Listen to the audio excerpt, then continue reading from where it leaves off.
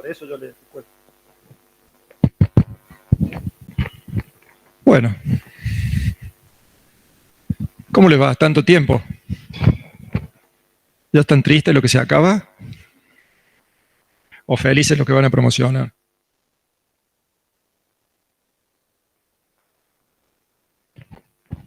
Bueno, son pocos porque esto ya no va al parcial, saben eso.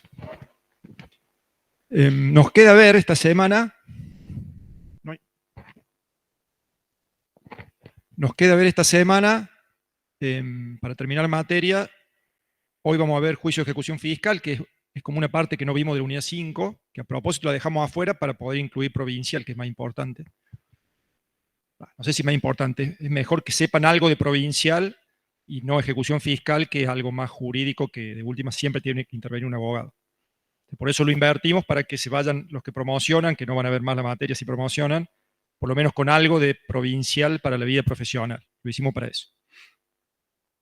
Entonces lo que nos quedó afuera es juicio de ejecución fiscal, que lo vamos a ver hoy, y procedimiento de la seguridad social, que lo vamos a ver el jueves. La semana que viene, el miércoles, no el lunes, vamos a ver el caso práctico integral. Ya vamos a ver a dónde y todo eso. Seguramente hay aulas disponibles porque no hay clase. Bien. Mañana no hay consulta. Ya está. Estamos todos a punto de colapsar, incluidos ustedes. Hasta las 9 estuvieron otro día. Así que bueno, vamos a dar la clase de hoy. Es juicio de ejecución fiscal. Está en la unidad 5. Los fallos que vamos a nombrar están en la carpeta de la unidad 5. Y a pesar de que para defenderse en un juicio de ejecución fiscal hace falta un abogado, porque se llevan adelante en los juzgados federales, es muy importante que ustedes sepan varias cosas vinculadas a eso para saber cómo reaccionar, si tienen que salir corriendo a buscar un abogado o no, ante un juicio a un contribuyente para cobrar. ¿A dónde está esto? Lo que vamos a ver está en el artículo 92 de la ley. Hoy vengo así como con poca pila, vamos a tratar de resurgir. Esto está en el 92 de la ley, se llama juicio de ejecución fiscal. Como todo juicio de ejecución o juicio ejecutivo, es un juicio hecho para cobrar. Y es fiscal porque está en la 1183 y es para cobrar impuestos, tributos aduaneros o recursos de la seguridad social. Lo usan en común los tres, ¿sí? Tanto para cobrar tributos aduaneros como recursos de la seguridad social o impuestos en sí mismo.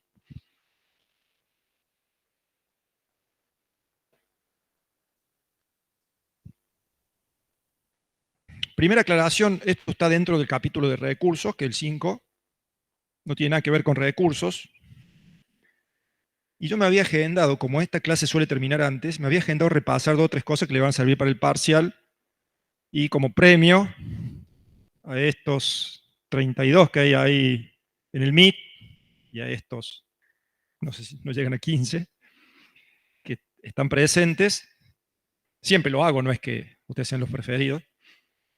Quería repasar 2 o 3 conceptos vinculados a recursos de lo que han venido viendo, que son muy importantes que ustedes los manejen y los distingan.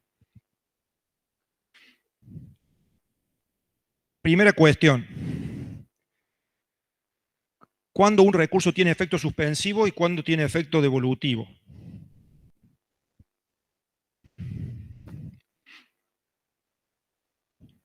Ya lo saben a eso, ya están estudiando. ¿Alguien me lo puede decir? No un ejemplo, sino ¿qué significa que un recurso tenga efecto suspensivo o que tenga efecto devolutivo? Suspensivo es que no se puede ejecutar hasta tanto se resuelva, y devolutivo es que resuelve una entidad superior, digamos. Dame un minuto, Valentina, acá ¿cómo es tu nombre? Acá Julián va a decir y después vas vos. Hola Valentina, ¿cómo estás? Hola. Bueno, sí, no, estamos bien por ahora, nos estamos conociendo. Bueno, los efectos suspensivos son que la sentencia, digamos, no no tiene efecto hasta que no quede firme, y el efecto devolutivo es que no se puede, lo había dicho mejor hace un rato, perdón. El efecto devolutivo es que se puede apelar a una instancia de discusión superior. Voy a ir escalando, digamos. Valentina, ahora sí, es tu turno.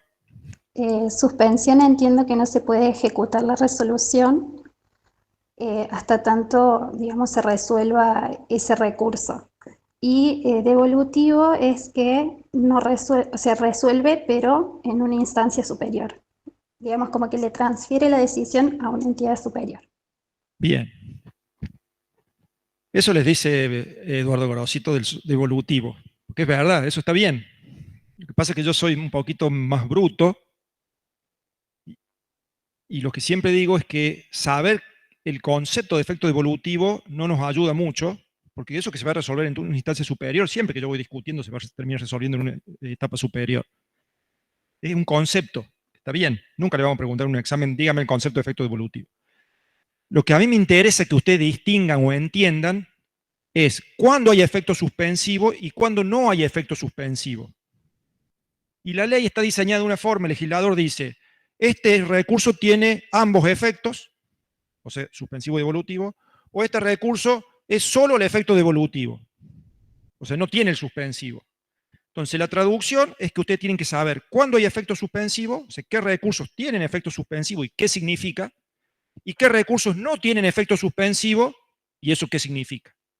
¿Sí? Cuando no tenemos efecto suspensivo, la ley dice es el solo efecto devolutivo. ¿Sí? Entonces, el concepto, guárdenselo, yo no me lo sé, el de devolutivo. Sí, como dijo Valentina, el efecto suspensivo implica que si yo presento un recurso contra un acto de la AFIP y la ley dice que ese recurso que yo voy a presentar tiene efecto suspensivo, lo que se suspende, lo que no va a tener efectos, es ese acto administrativo de la AFIP que yo estoy discutiendo, recurriendo, apelando. Entonces, mientras se lleve adelante esa discusión, mientras dure esa discusión de ese recurso, esa apelación, supongamos en el Tribunal Fiscal, durante ese tiempo, ese acto administrativo que estamos discutiendo, la AFIP no me lo puede hacer efectivo, no me lo puede aplicar. Si es plata no me la puede cobrar, si es multa no me la puede cobrar, si es clausura no me puede clausurar. ¿Sí? Entonces lo que se suspende o no se aplica cuando yo apelo con efecto suspensivo es lo que yo estoy apelando. ¿Sí? No me lo pueden aplicar, queda ahí en el freezer. Hasta tanto se resuelva. Cuando apelo o recurro sin efecto suspensivo, solo al mero efecto devolutivo, mientras yo discuto, sí me pueden ir aplicando el acto que estoy discutiendo. O sea, desde el punto de vista de si me lo pueden aplicar o no, es como si yo no estuviera discutiendo. O sea, yo discuto, pero si es una clausura y tuviese que eso no pasa en la ley, si yo estuviera discutiendo una clausura y la discusión tuviera solo efecto devolutivo, mientras yo discuto me pueden poner la faja. Reitero, eso no pasa en la ley. Esa es la diferencia que tienen que entender. ¿Sí? Entonces, tengo efecto suspensivo, ¿qué significa? No tengo efecto suspensivo, ¿qué significa? Y hay otra cosa más que la vamos a ver en seguridad social, y la vieron en provincial, que es el solver repet. ¿Sí? Pague y luego discuta. Eso es peor que no tener efecto suspensivo. Porque no solo que no tengo, en el solver repet, no solo que no tengo efecto suspensivo, sino que además, para iniciar ese recurso, esa demanda o eso que tengo que presentar, me exigen como requisito para que me lo acepten formalmente a la demanda, que pague lo que quiero discutir. Si no pago lo que quiero discutir, es como si la demanda fuera sin firma de abogado. No cumplo con un requisito. ¿Sí? Entonces, mucho peor que no tener efecto suspensivo. O sea, no tengo efecto suspensivo, pero es más grave aún. Porque me exigen que pague para que la justicia me acepte la demanda, me la lea, me diga, bueno, está bien, vamos a ver qué es esto. Si yo no pago, me lo rechaza porque no pagué. Ni me lo leen. Me lo rechazan como si yo no hubiera, la demanda no fuera firmada por abogado o si lo estuviera presentando algo en un lugar incompetente. Entonces son las tres que tenemos. Efecto suspensivo para el contribuyente es lo mejor porque Mientras discute, no le aplican el acto administrativo. No tengo efecto suspensivo, o sea, solo tengo efecto devolutivo. Mientras discuto, me pueden aplicar o hacer efectivo el acto. Y solver repet es igual que no tener el suspensivo, pero peor, porque encima tengo que pagar para poder acceder a esa instancia. Pagar lo que estoy discutiendo. Se me dice, bueno, vamos a ver si tenés razón o no, pero por la duda págamelo antes. Esas son las tres.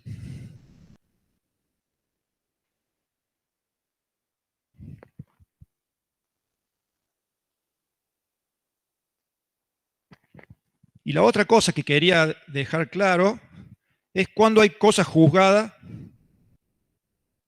y cuando un acto administrativo solo queda firme. O dicho de otra manera, cosa juzgada formal sería cuando queda firme y cosa juzgada material cuando hablamos de cosas juzgadas secas. Es lo mismo decir, quedó firme, es equivalente a decir que hay cosa juzgada formal. Y decir cosa juzgada material es equivalente a decir cosa juzgada solo. O digo cosa juzgada y firme, o digo cosa juzgada formal y cosa juzgada material. ¿Cuál es la diferencia?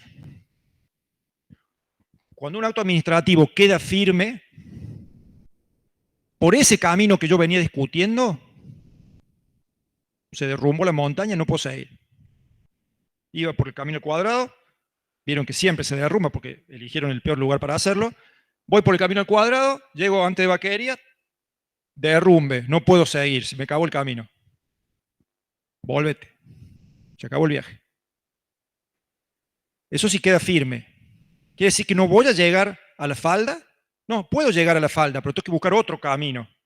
Puedo seguir viajando, pero por otro camino. Me vuelvo, sí, me voy por Carlos Paz. Eso cuando queda firme. El camino que venía usando para discutir se termina, pero todavía puedo discutir por otro camino. Ya les voy a dar el ejemplo real, esto es una metáfora. En cambio, cuando hay cosa juzgada, yo venía discutiendo, se me derrumba, no puedo seguir por ese camino ni por ningún otro, se me acabó el viaje, no se puede discutir, eso que venía discutiendo no se puede hablar de eso nunca más, se acabó la discusión. Ni ahí ni en ningún otro lado. Entonces, a mí me notifican, ahora vamos con el ejemplo real de procedimiento, me notifican una determinación de oficio. No la apelo a ningún lado. ¿Sí? No la apelo. Queda firme la determinación de oficio. Por la parte del impuesto y el interés, queda firme. Es cosa juzgada formal. ¿Por qué? Porque por ese camino ¿cuál era? Era artículo 76. Si yo en vez de no hacer nada, quería seguir por ese camino, era 76A, reconsideración, o 76B, tribunal fiscal. Bueno, pero yo decidí que ese camino se me acababa el viaje. Entonces no presenté recurso, quedó firme la determinación de oficio. Pero por el impuesto y el interés, tengo para elegir otro camino para discutirlo, que es pagar e iniciar una repetición. O sea, puedo volver a establecer una discusión si ese impuesto está bien cobrado o mal cobrado. No por el camino que venía, por otro camino. Eso porque solo quedó firme la determinación de oficio. En cambio, si yo me instruyen un sumario para aplicarme una multa del artículo 45, ¿sí? Me instruyen un sumario del artículo 70, yo me defiendo, dictan resolución y dice a usted le corresponde una multa de 2 millones de pesos por el artículo 45 de omisión. Contra esa resolución que me notificaron que me aplicó una multa de 2 millones de pesos del artículo 45, no la apelo. Queda firme, pero pasa también a autoridad de cosas juzgadas. O sea, es autoridad de cosas juzgadas material. ¿Por qué? Porque esa multa no la puedo discutir nunca más en ninguna instancia. Porque no, y venía por ese camino y quedó firme, pasó a autoridad de cosas juzgadas. Cuando decimos pasó a autoridad de cosas juzgadas es queda firme y más, ¿sí? La cosa juzgada material es más que la cosa juzgada formal. No son distintas, es un grado más oscuro, ¿sí? La cosa juzgada formal es gris, la cosa juzgada material es negro. Entonces, en la terminología se dice, quedó firme y pasó a autoridad de cosas juzgadas. Eso es autoridad de cosas juzgadas material. Si solo digo que quedó firme, es la autoridad de cosas juzgadas formal. Esa es la diferencia. Si quedó firme nomás, tengo otro camino distinto para volver a tratar el tema. Si pasó autoridad de cosa juzgada, de ese tema no se habla más. No tengo ningún camino, ninguna forma de volver a entablar esa discusión. ¿Está bien? ¿Preguntas los que están en el Meet? ¿Está claro? Qué bueno. Sí, profe. ¿Sí? ¿Hola? No, ahora me dicen Sí, no. profe.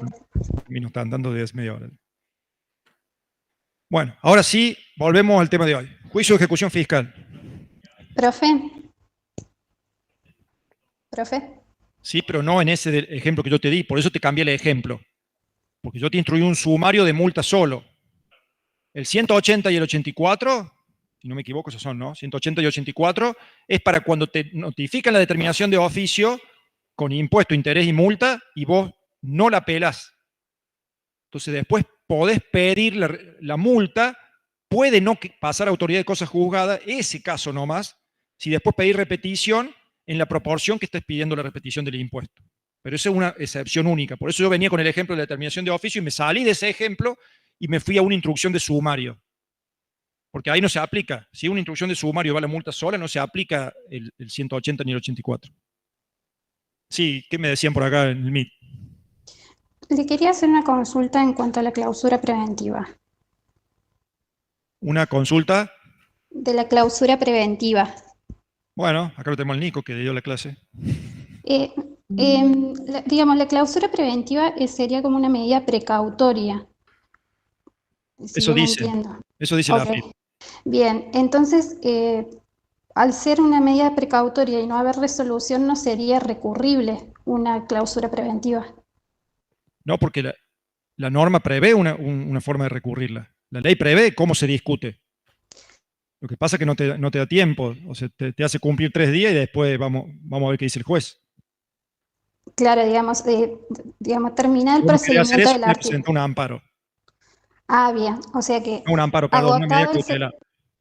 o sea, agotado la vía del 75, que es la que, digamos, deja... 75. 75 no es de clausura preventiva. ¿Está en 75? Sí, 78 probablemente. A ver, busquemos la ley. Hola, hola. Sí. Acuérdense que en la clausura preventiva, no sé si se escucha algo en el Meet. Toma. En la clausura preventiva, lo que sucedía era que los inspectores ponían la faja, o sea, comenzaba la medida precautoria / sanción, dependiendo un poco el criterio que tomemos, o sea, comenzaba la ejecución ya de la pena y automáticamente AFIP estaba obligada a comunicarle a un juez de la justicia y el juez es quien iba a decidir si continúa, o sea, si permanece la faja de clausura puesta o si lo levantaba. Y después de que tiene esa intervención el juez judicial, volvemos al ámbito de la AFIP para que se sustancie todo el procedimiento común de una clausura. ¿Se entendió? O sea que los recursos Claro. frente a una clausura preventiva vendrían, luego, por lo menos los clásicos que vimos para la clausura común, vendrían luego de que AFIP sustancie el procedimiento previsto por el artículo 40, el 77, y recién ahí arrancamos con el recurso de apelación administrativa y luego un recurso de apelación judicial.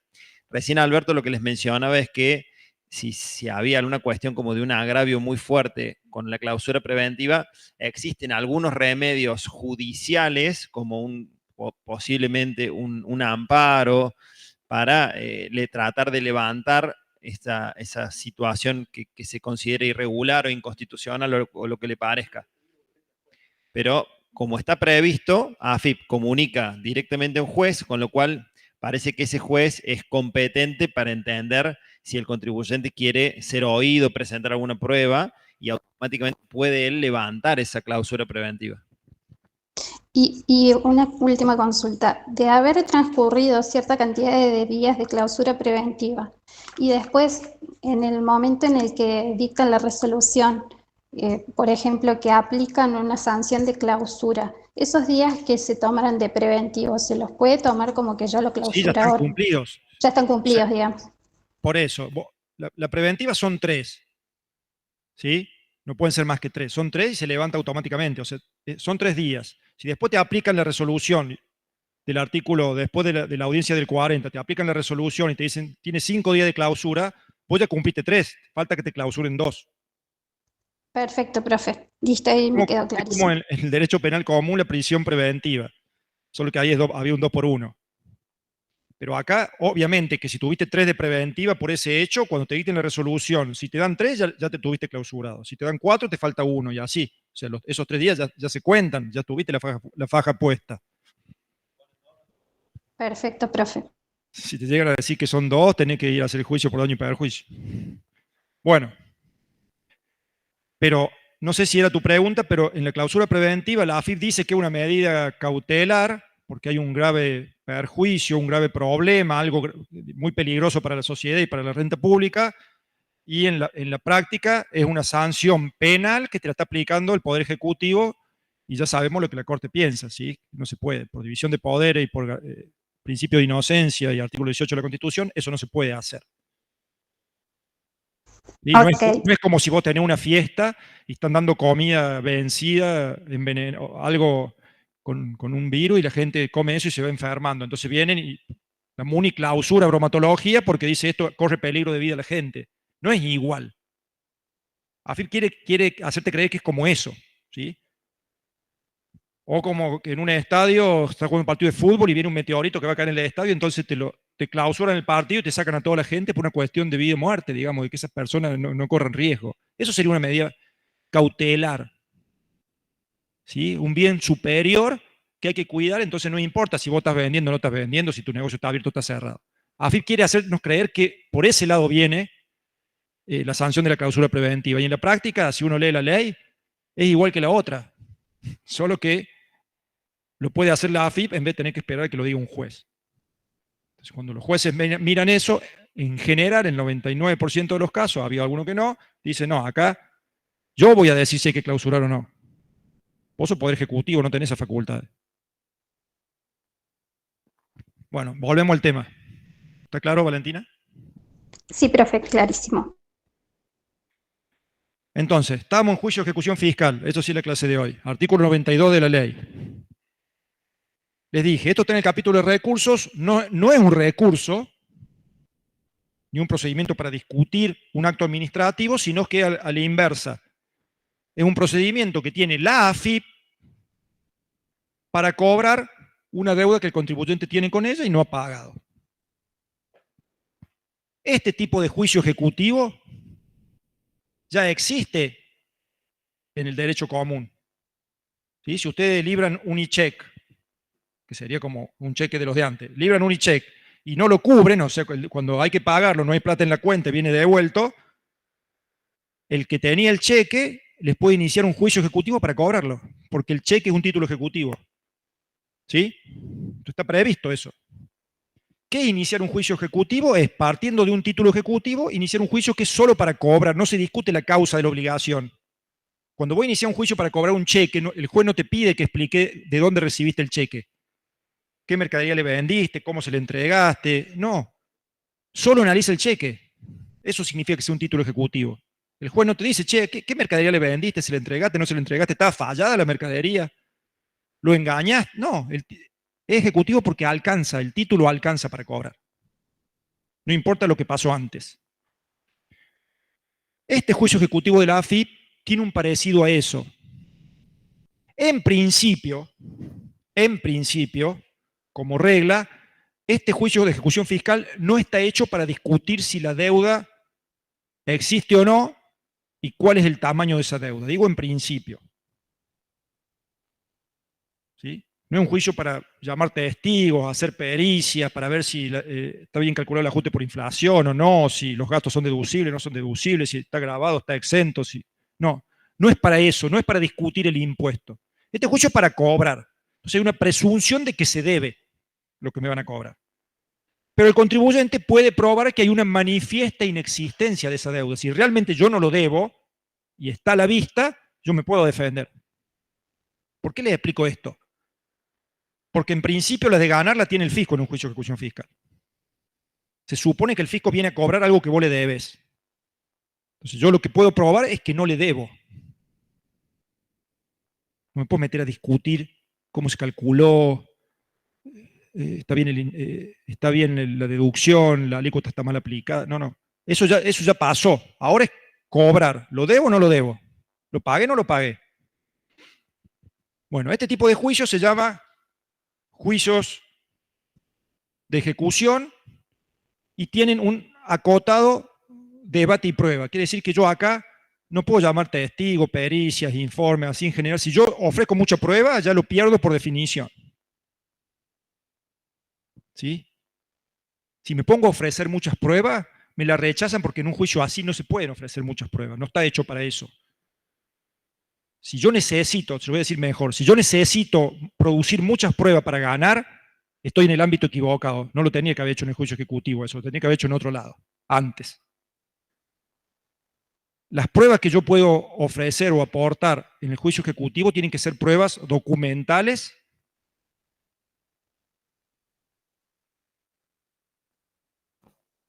y medio que nada más.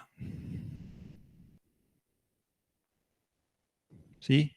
Si ya empiezo con el resto de las pruebas que hay que producirlas, llamar a un testigo, hacer una pericia, ir a ver un lugar, pedir un informe. Bueno, pedir un informe puede ser. Ya me embarro. ¿Sí? Porque en este tipo de juicio no es para analizar el fondo del asunto, sino solo para ver si debo o no debo. Porque está hecho para cobrar. Eso como aclaración. Entonces, es un juicio ejecutivo y no de conocimiento. O sea, no está hecho para que un juez diga quién tiene razón. Está hecho para cobrar y eventualmente yo puedo probar que eso está pagado o que no lo debo. ¿Por qué dije en principio? Porque este juicio ejecutivo, a diferencia de los que les conté, de lo de los cheques, por ejemplo, de los pagarés, ¿quién hace el cheque? ¿El deudor o el acreedor? ¿Quién lo emite? El deudor. ¿Quién lo firma? Bueno, cuando se firmaba, pero ¿quién lo emite y electrónicamente lo firma? El deudor. O sea que el documento, el título ejecutivo está firmado por el deudor y lo tiene el acreedor. Entonces dice, che, acá el deudor dice que me debe este cheque. Él me lo firmó, él me lo dio. Entonces tiene una lógica. Si yo tengo un cheque firmado por el deudor y lo trae el acreedor a cobrar, ya con la firma del deudor alcanza. Tengo el título y tengo su firma. Eso en el ámbito privado, pero en los juicios de ejecución fiscal, esto no es tan así como les decía, de que no puedo discutir nada, porque acá el título no lo hace el deudor, el título lo hace la AFIP.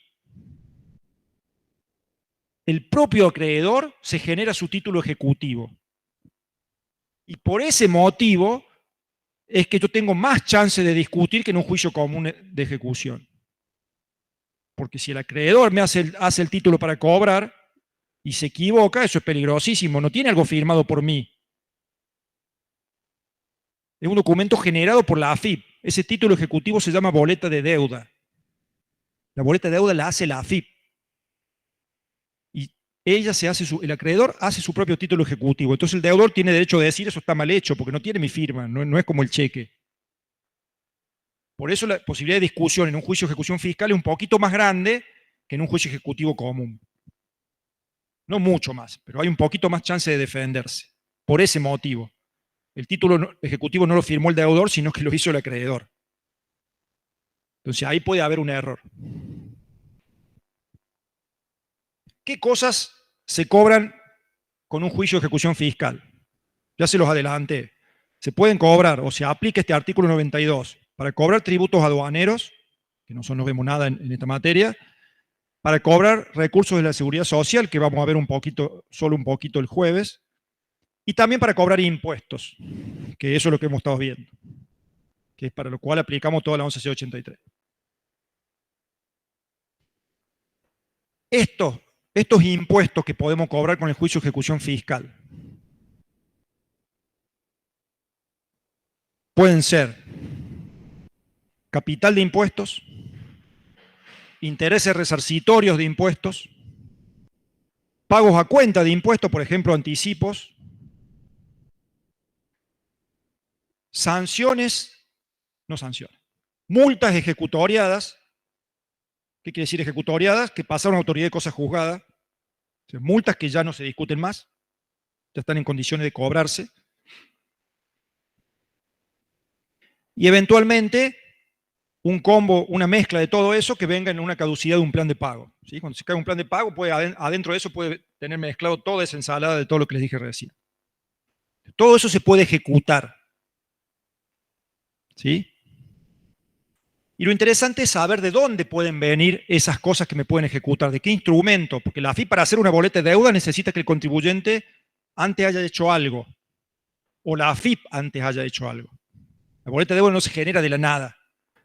Entonces, una deuda para que me la puedan ejecutar tiene que venir o de una declaración jurada, presentada por el propio contribuyente, original o rectificativa, puede venir de una intimación del artículo 14, y ahí me miraron raro. ¿Vieron el artículo 14? ¿Cuándo se aplica el 14?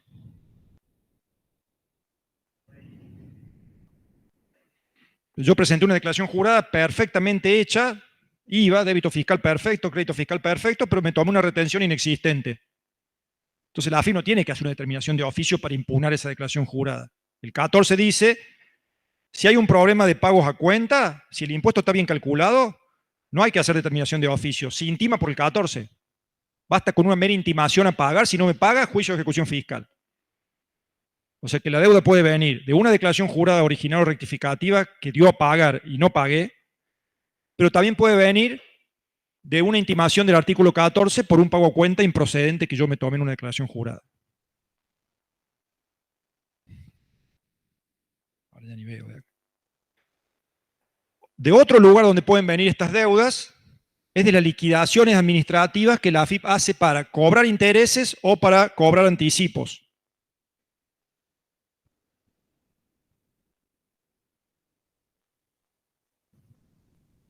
Los anticipos y los intereses es un cálculo muy simple, no es como una declaración jurada. Entonces no hay que hacer determinación de oficio para calcular un anticipo o liquidar un interés. Entonces se hace una liquidación, AFIP me notifica una liquidación y si no la pago, me la puede ejecutar. Pero para cobrar un interés resarcitorio, si AFIP no me hace una liquidación de intereses y me la notifica, y después de vencidos los 15 días que me dio para pagar, no lo pago, recién ahí me le puedo ejecutar a los intereses. Solo intereses. Si no hace eso, no me puede iniciar una ejecución fiscal solo por los intereses. ¿Se pueden deber solo los intereses y el capital no? ¿Qué tiene que pasar para que yo deba los intereses y el capital no lo deba? ¿Cuándo? Claro. Si yo venció una deuda, ¿sí? Me venció el IVA de marzo del 2024 en abril del 2024. No lo pagué. ¿Daba a pagar? No lo pagué. Y hoy voy y pago el capital. Hoy pago el IVA. Ya no debo el capital. Pero tengo intereses del día que venció hasta hoy. Y si no los pago hoy, tengo capitalizable a partir de hoy. Entonces, yo pago el capital fuera de término, solo quedo debiendo intereses. Para que la AFIP me pueda cobrar esos intereses que vienen solos, reitero, vienen solos, tiene que primero hacer una liquidación de intereses, notificármela, darme los 15 días para que pague y después de ahí recién me puede ejecutar. Sí. Sí. ¿Por qué? No.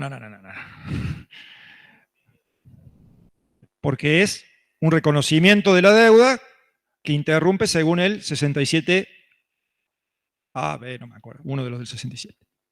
Reconocimiento de la deuda. Entonces, como el interés y el capital a los fines de la prescripción siempre prescriben juntos, pagar uno interrumpe la prescripción para el que no pague. O pagar el interés y deber el capital, pagar el capital y deber el interés. Pero en tu ejemplo, pagar el capital y dejar el interés impago interrumpe la prescripción del interés. Supongo que yo hoy pago ese interés. Tengo una deuda de hace 4 años, o sea, hace 4 años que la prescripción viene corriendo, ¿sí? No importa cómo empezó, pero hace 4 años que viene corriendo, o 3 años largo. Y hoy pago el capital, ya está. Una de las cosas la elaboró la AFIP, ya cobró el capital. Para eso no me importa más la prescripción. Pero el interés no. Este pago de hoy, del capital, es un reconocimiento expreso de la obligación interrumpe la prescripción y tengo una nueva prescripción a partir del 1 de enero siguiente. O sea que vuelvo a contar la prescripción de nuevo, 1.125 en adelante, para cobrar el interés, porque se interrumpió por reconocimiento de la obligación. ¿Sí?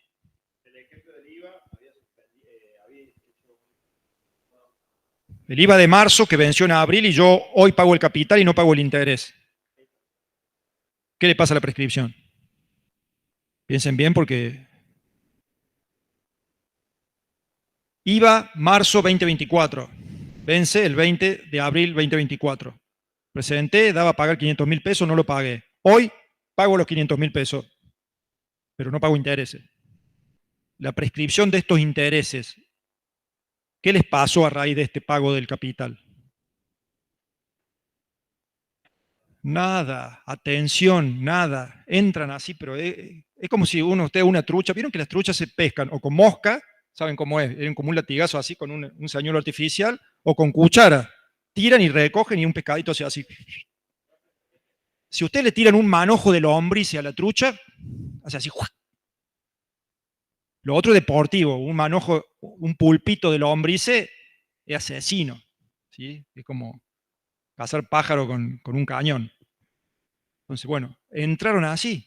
Le tiré el pulpito de lombriz y antes de contar, antes de ver, no inició la cuenta. No entren en esa, por Dios.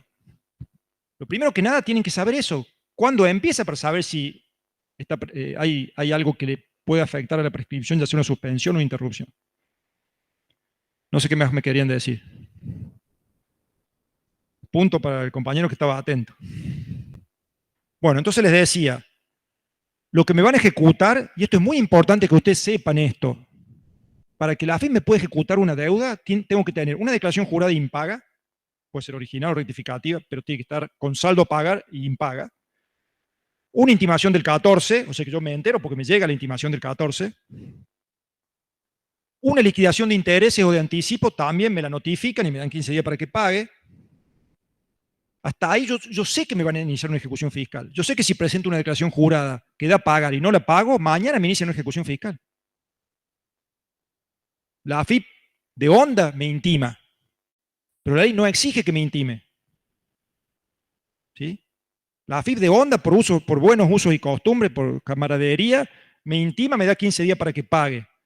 Pero podría no intimarme y iniciar mi ejecución fiscal el día siguiente. La ley no exige que haya una intimación para cobrar una declaración jurada impaga.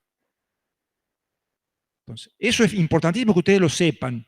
Un contribuyente te dice, che, presentame la declaración jurada, pero no tengo plata. Ya cuando tenga plata, te aviso. Y la pagamos. Salvo periodos como ahora, que está suspendida las ejecuciones fiscales para las pymes, que tengan certificado al día, salvo periodos como ahora, que esto es raro, en la normalidad, vos presentás una declaración jurada y el día siguiente te la pueden ejecutar, te pueden iniciar un juicio para cobrar. ¿Sí? Al día siguiente. Reitero, AFIP, por buenas costumbres, primero te intima, te da 15 días y después, si no pagas, a partir de ahí te está ejecutando. Pero podría no esperar eso. Entonces, ustedes tienen que saber que presentar una declaración jurada que da saldo y no la pagan, te pueden ejecutar. Me llega una intimación del artículo 14, no la pago, me pueden ejecutar. Me llega una liquidación de intereses o anticipo, no la pago, me la pueden ejecutar.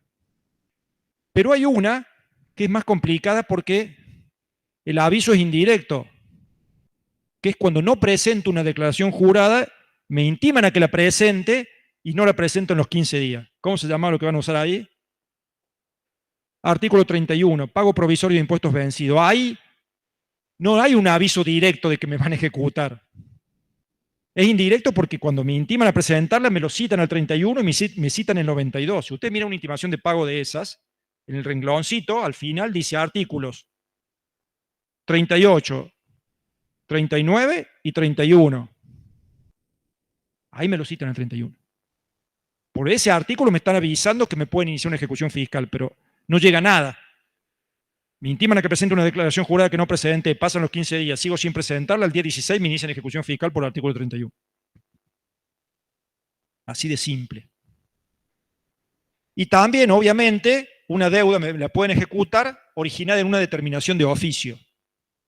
Ya sea una determinación de oficio que deje firme por no discutirla, ¿sí? o una determinación de oficio que sí discutí, presenté reconsideración, 76A, y perdí. Ustedes saben que ahí se acaba el camino para el impuesto. Eso ya se puede ejecutar. O también puede ser una determinación de oficio que la discutí por el Tribunal Fiscal, perdí, y aunque siga a la Cámara, ya me la pueden ejecutar, siempre y cuando haya perdido con una sentencia del Tribunal Fiscal que confirme la determinación de oficio, no por otras causas.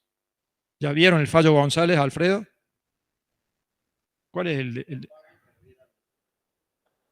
197? A ver, busquen ahí cuál es el artículo que habla de la apelación del Tribunal Fiscal a la Cámara y qué efecto tiene. Me suena 197, pero puede ser más menos 5. Para mí más menos 5 estoy cubierto. Es el que habla de la apelación del Tribunal Fiscal a la Cámara. Entré con el más menos 5, vamos. 194, ahora lo lee el Nico. La apelación de la sentencia se concederá en ambos efectos, salvo la de aquellas que condenaren al pago de tributos e intereses, que se otorgará al solo efecto devolutivo. Eso sí lo vieron. Esto es repaso para el parcial. Ustedes creían que hoy Guerrero iba a dar cosas nuevas, pero le está dando un repaso así, express.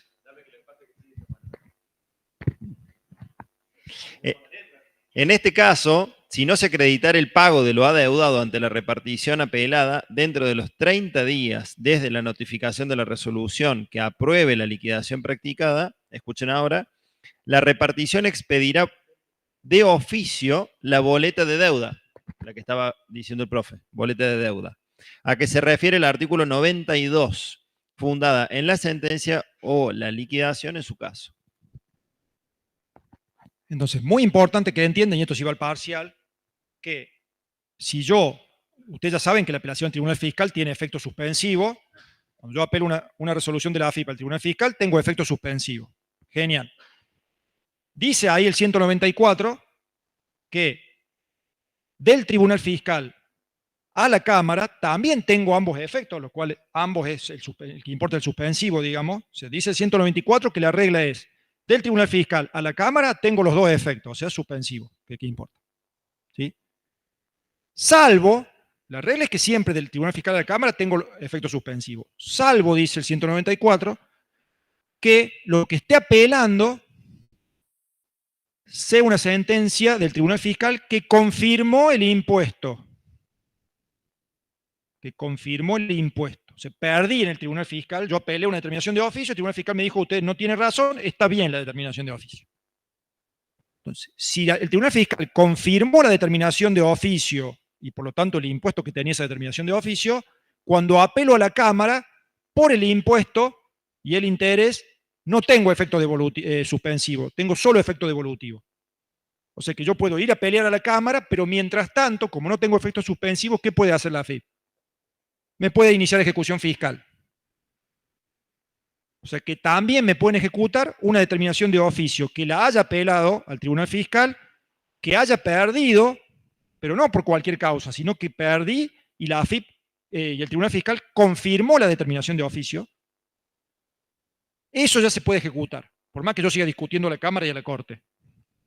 ¿Sí? Entonces, la determinación de oficio que no discutí, me la pueden ejecutar. Determinación de oficio que presenté reconsideración y perdí, me la pueden ejecutar. Y determinación de oficio que apelé al Tribunal Fiscal y el Tribunal Fiscal confirmó la determinación de oficio por el 194, también me la pueden ejecutar. ¿Sí? No está. La multa tiene suspensivo hasta la Corte. En la 11.683, no a nivel provincial, pero en la 11.683, las multas tienen efecto suspensivo hasta la Corte. ¿Sí? Si yo las esté discutiendo, no me las pueden cobrar.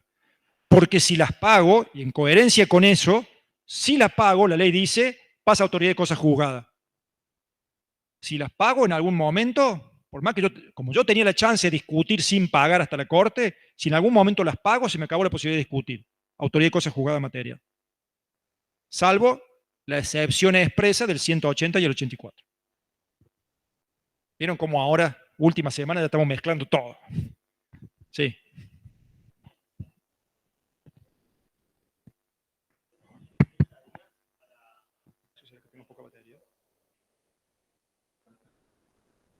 Disculpa, me parece que me estoy quedando sin batería. Repetime. Me preocupé porque vi la luz roja, por eso.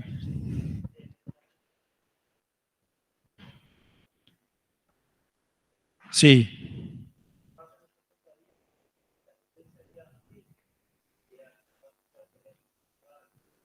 Sí.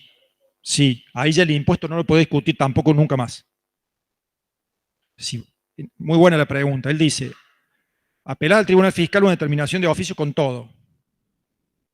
El Tribunal Fiscal la confirma completa. Dice, la AFIP tiene razón, está todo bien la determinación de oficio. Genial. Vos ahí tenés 30 días para apelar a la Cámara. Si vos apelas esa sentencia dentro de los 30 días, tenés efecto suspensivo para la multa y no tenés efecto suspensivo para el impuesto y los intereses. Pero si vos pasan los 30 días, con el cargo de hora, ¿no? Tenés plazo de gracia. Si pasan los 30 días y no la apelas a la sentencia del Tribunal Fiscal, pasa a autoridad de cosa juzgada material todo, el impuesto, el interés y la multa. Porque como ya estabas a esa altura discutiendo, no podés volver a pedir una repetición de nuevo, ¿no, hermano? Vos querés discutir, este es el camino. Se corta ahí, no se puede pedir repetición del impuesto. Nada se puede volver a discutir. Ni el impuesto, ni el interés, ni la multa. Si yo dejo pasar esa apelación del Tribunal Fiscal a la Cámara. ¿Sí? Cosa juzgada, las tres cosas. Bien. Y también puede venir lo que me van a cobrar de una resolución que declara la caducidad de un plan de pago. ¿Sí? Cuando un plan de pago caduca, ¿sí? Por falta de pago, por lo que sea, se dicta una resolución y te lo hacen caer. Declaran la caducidad del plan de pago.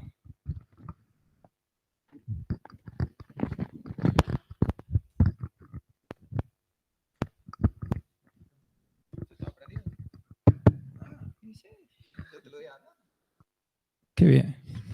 El ese presidente. A mí con estas cositas así ya me deja contento. A mí la tecnología me pone de mal humor. Gracias. Entonces, también una resolución que declara la caducidad de un plan de pago, si no la pago dentro de los 15 días, también me la pueden ejecutar. Entonces, de todos esos lugares puede venir una ejecución fiscal. Vamos a los pasos. ¿Cómo es el paso a paso para que AFIP haga una ejecución fiscal? Esto es importante que ustedes identifiquen los pasos para saber qué pueden hacer y qué no pueden hacer en cada momento. Al principio, cuando se inició el procedimiento para que ustedes tengan una ejecución fiscal, el contribuyente no tiene idea de lo que está pasando, es todo interno de la AFIP. Lo primero que pasa es que se libra la boleta de deuda. Un juez administrativo hace la boleta de deuda. Sí, ahí muéstrala.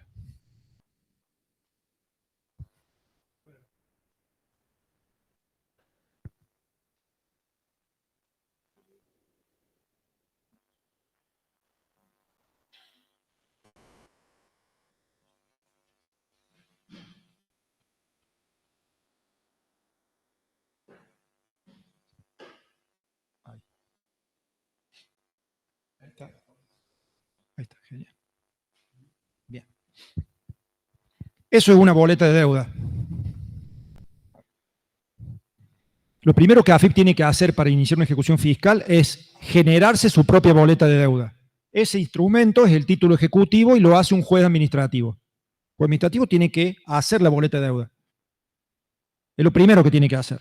Detectado que hay algo para cobrar, tiene que hacer la boleta de deuda. Esa boleta de deuda, como ustedes estarán viendo, tiene todos los datos del contribuyente, que ahí están tapados. Y después tiene renglones, sería esta parte, con todo lo que se debe. O sea, no hace falta hacer un juicio por cada cosa que yo debo. Si yo debo muchas cosas, me hacen un solo juicio y ahí me ponen todo lo que hay para cobrar. Si yo debo un montón de cosas distintas, me hacen un solo juicio y me meten adentro del juicio todo.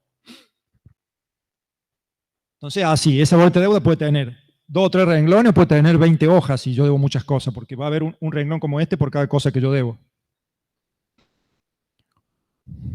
Bien, entonces AFIP hace eso, se hace su propio título ejecutivo, lo tiene que firmar un juez administrativo, tiene que tener clara individualización del contribuyente y especificación de cada cosa que yo debo detallada, es decir, por qué concepto, por qué importe, con qué vencimiento, etcétera, ¿sí? Qué periodo fiscal, cosa por cosa, lo que yo debo. Una vez que AFIP hace esta boleta de deuda, que hasta ahí yo no me enteré de nada, el segundo paso, y ahí te para atrás, AFIP tiene que ir ante un juez federal y presentar una demanda ejecutiva. Es iniciar el juicio, se llama una demanda ejecutiva, una demanda de ejecución. Entonces, presenta la demanda ante el juez federal pidiendo que se inicie un juicio para cobrar, en virtud del artículo 92 de la ley. No, agregar una cosita por si le quieren anotar, más para la vida profesional que la cátedra. Recién Alberto hablaba de las cosas que tiene que tener una boleta de deuda. Hay un montón de cuestiones más que están regladas en cómo es el procedimiento. Eso está en una disposición interna de AFIP, 276 del 2008. ¿Está? Bueno, lo pueden buscar ahí, le va a servir mucho para el ejercicio. Gracias. Entonces, AFIP primero hace la boleta de deuda y con la boleta de deuda escribe la demanda, que es eso que usted tiene ahí, y va y le presenta al juez y le pide que inicie el juicio para cobrar. Obviamente eso va firmado por un abogado de la AFIP y un apoderado de la AFIP. Y ahí, ese día, el día que la justicia federal le pone el sello a esa demanda, ese es el día formal del inicio del juicio de ejecución fiscal. ¿Y para qué dos cosas muy importantes tenía efecto ese día? ¿Cuándo hemos nombrado ese día anteriormente en la materia? Cesan los resarcitorios y empiezan los punitorios. Esa es una de las cosas importantes. Y la otra cosa importante por la cual lo habíamos nombrado esto, ¿cuál es? Respecto a la prescripción. Interrumpe la prescripción el inicio del juicio de ejecución fiscal 67C. Bueno, el día de la interrupción de la prescripción es el día del sello en esa demanda. Cuando el juez federal le pone el sello a esa demanda que presenta la AFIP, ese día es el día que se interrumpe. ¿Por qué es tan importante? Porque si ese día la prescripción está en curso, se interrumpe, pero si ese día ya prescribió, no le hace nada. ¿Sí? Entonces es importante la fecha exacta. Esas son las dos cosas que ya habíamos nombrado. Entonces, primero, AFIP hace la boleta de deuda, no me entero de nada. Segundo, presenta la demanda en el juzgado federal, que es esa, no me entero de nada. Tercero, una vez que el juez le hace lugar a la demanda, AFIP le pide al juez que trae medidas cautelares.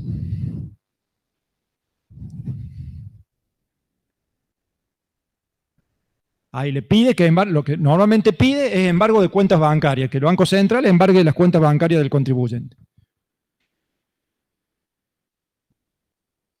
¿Por qué antes de avisarme que tengo un juicio, la AFIP le pide al juez que me embargue las cuentas? Esa es la medida cautelar clásica, la primera que intenta el fisco. Si yo no tuviera plata en las cuentas o no tuviera cuentas, que eso es muy extraño hoy en día, podría pedir el embargo de un vehículo o el embargo de un inmueble o de cualquier otra cosa, pero siempre primero va a las cuentas bancarias, que es lo más fácil, donde está la platita fresca. ¿Por qué primero me embargan y todavía no me avisaron que tengo un juicio? Porque son traicioneros. ¿Para qué? Para que no me insolvente. ¿Sí? Si primero me avisan que tengo un juicio y después me van a embargar las cuentas, puede ser que yo, entre que me avisan y me embargan, saco la plata. Si son cuentas, saco la plata. Si tengo un auto, vendo el auto. Si tengo un inmueble, vendo el inmueble. Entonces, en cualquier juicio ejecutivo, no hace falta que sea un juicio de ejecución fiscal, siempre se traban primero las medidas cautelares para asegurar el cobro y después se le avisa al deudor que tiene un juicio. Para evitar eso, que es insolvente, que venda todo y que yo no tenga de dónde cobrar. Entonces está bien. Se libra la boleta de deuda, AFIP, yo no sé nada. Inicia la demanda en el juzgado, no me entero de nada. Pide la traba de medidas cautelares, el embargo de las cuentas bancarias es el más común. Ahí mientras se los pide no me entero de nada. Cuando el juez se lo autoriza, ahí el Banco Central me embarga las cuentas y ahí me entero de facto. No me notifican nada de facto porque un día entro a home banking y veo y no tengo la plata.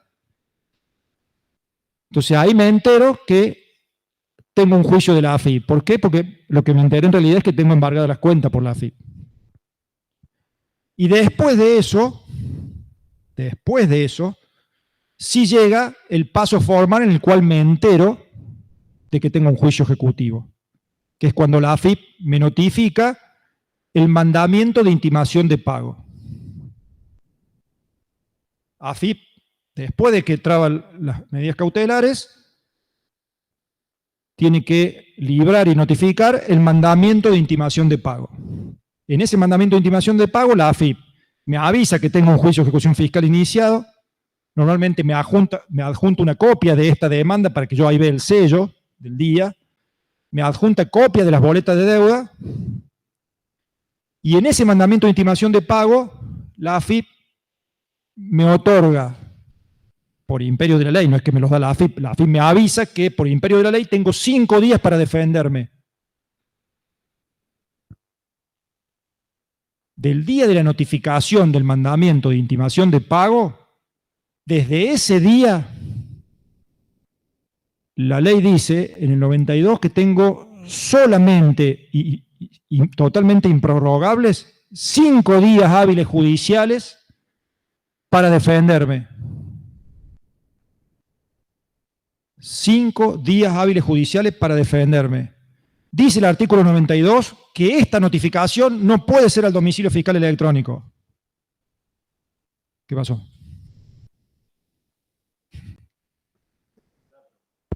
La discusión en el buen sentido. Levanten la mano quienes están conmigo. No, mentira. No, que me preguntaba Nico si había visto alguna notificación en el domicilio fiscal electrónico de una ejecución fiscal. ¿Eso me preguntaba? En el físico. Creo que es en el decreto reglamentario, en el 62, agregado continuación, establece que las únicas formas de notificación son por el inciso B, E y F del artículo 100, que son físicos. No sí, pero ahora el 92 dice expresamente que no se puede hacer por el domicilio fiscal electrónico. No, y además el decreto reglamentario dice... ¿Cuáles? De las del 100, ¿cuáles? Eso lo dice desde antes que existe el domicilio fiscal electrónico. Así que lo único que llega al domicilio fiscal electrónico es una invitación, una inducción de AFIP que te dice, tenés un juicio, no te embargamos nada, vení a arreglar si tenés ganas. Pero ese mandamiento, que es de donde se disparan los 5 días improrrogables para defenderme en la justicia... La ley dice en el 92 que no me lo puede notificar el domicilio fiscal electrónico, o sea que me lo tiene que notificar por alguno de los medios del 100, que son ¿cuáles incisos? B, E y F. ¿Y el E y F cuáles son? El B es cuando van los empleados de la AFIP. Soluciones, no problema. Cuando yo era adolescente, mi profe de karate me decía, voy con cualquier reclamo y decía, no, Alberto, no. Soluciones, no problema.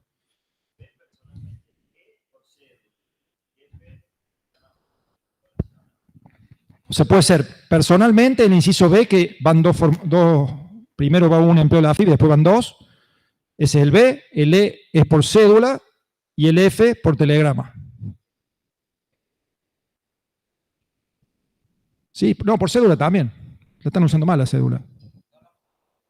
Ah, el E. Ah, pensé que dijiste el B. Sí, el que están más usando es el E. El B se usaba antes, pero ya ha traído muchos problemas, así que... Si no llega, el juicio ya está iniciado, las cuentas están embargadas. Ese tiene que llegar para empezar a contar el tiempo que vos tenés para ir con un abogado y discutir en la justicia.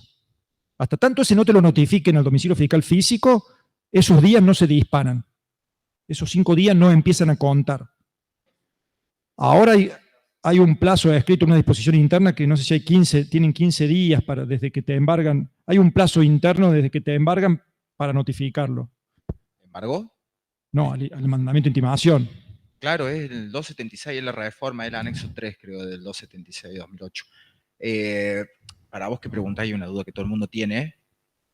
Puede suceder, y es común que suceda más si están afuera de las capitales, que vos hayas solucionado el juicio, hayas pagado la deuda, intereses resarcitorios, punitorios, abogado, costa, todo, y 3 meses después te llega la boleta, ya terminaste, no, nada. Si te llega el mandamiento, digamos, la consecuencia del momento que notifican el mandamiento de intimación de pago es que ahí se disparan los 15 días para defenderte formalmente, o poniendo excepciones.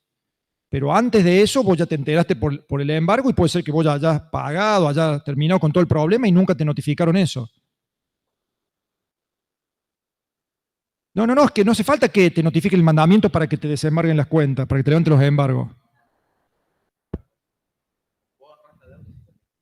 Cuando vos acreditas frente al abogado de la AFIP que pagaste la deuda, los honorarios, todo lo que había que pagar y los accesorios, ahí te tienen que levantar. Si por alguna cuestión uno no quiere pagar los intereses punitorios, resarcitorios, porque no tiene la plata, el negocio es pagar el capital más el 15% en el banco, seguir y dejar la plata, que te la retengan, y después seguir trabajando normal, porque ya está ahí, era la medida cautelar. Pero siguen corriendo los intereses. Pero vos a los fines de destrabar el embargo, está buena la aclaración del S, lo voy a hacer más simple. Si a vos te dicen un juicio de ejecución fiscal por 1 millón, siempre se agrega, en virtud de la ley, un 15% para intereses y consta. O sea que el embargo va a ser por 1.150.000. ¿Sí? Si vos en el banco tenías 3 millones, ¿qué va a pasar? Te van a sacar 1.150.000 y vos ahora la cuenta funciona perfecto. Entran, salen cheque, deposita, paga. O sea, a la cuenta ya no tiene ningún problema. Pero vos tenés que arreglar el juicio, porque si vos no arreglas el juicio, esos intereses siguen corriendo. Por eso. Digo, a los fines de sacar el problema del embargo de la cuenta, si vos tenías la plata suficiente, te la sacan y la cuenta empieza a funcionar normal. El problema es cuando vos no tenías la plata suficiente. Entonces, si el embargo era por 1.150.000 y vos tenías 500.000 pesos en el banco, te sacan los 500 y cuando vuelve a entrar más plata, queda trabado el embargo y cuando entre más plata te van a seguir sacando hasta cubrir el 1.150.000. Si vos querés que paguen los cheques y tenés la capacidad financiera para hacerlo, pones hasta cubrir el 1.150.000 y la cuenta se libera. Lejos está de haber terminado con el problema. El problema lo seguís teniendo, simplemente que la cuenta ya se destrabó, no tiene embargo encima. Un comentario más sobre el tema de la notificación. Lo que le está explicando el profe es todo el procedimiento formal y lo que debería pasar y cómo yo me puedo defender, cuándo empieza a correr el plazo y demás. En la práctica lo que vemos es que el contribuyente se entera cuando entra el embargo y de ahí uno tiene que empezar a rastrear la boleta de deuda. Opción 1, entro en cuentas tributarias y si navego un poco puedo encontrar la boleta de deuda en los movimientos. Opción 2, en la página web del Sistema Judicial de la Nación, puedo buscar también los juicios iniciados en contra del contribuyente. Eso es una consulta pública y ahí figuran todos los antecedentes de ese juicio y puedo descargar la boleta de deuda, el inicio de la demanda y de ahí en adelante contactarme con el abogado, digamos, el cobrador que designó AFIP. Son apoderados, son privados, digamos, que trabajan con un poder de AFIP para llevar adelante esos juicios. El S ya lo tiene más juicios de ejecuciones fiscales que... no él, sus clientes. Así se busca. Entonces vos buscás en esa página, que es la de Poder Judicial de la Nación, PJN, entrás, consulta, pones el nombre del contribuyente y te aparecen los juicios que tiene. Puede ser no solo una ejecución fiscal, puede ser una demanda contenciosa, puede ser cualquier otra cosa, pero...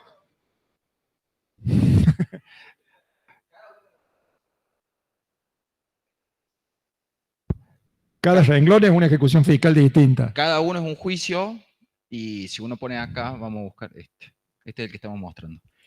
Tiene el inicio de demanda. Acá está el inicio, si uno abre así, ve el inicio de demanda, que es lo que estamos viendo recién.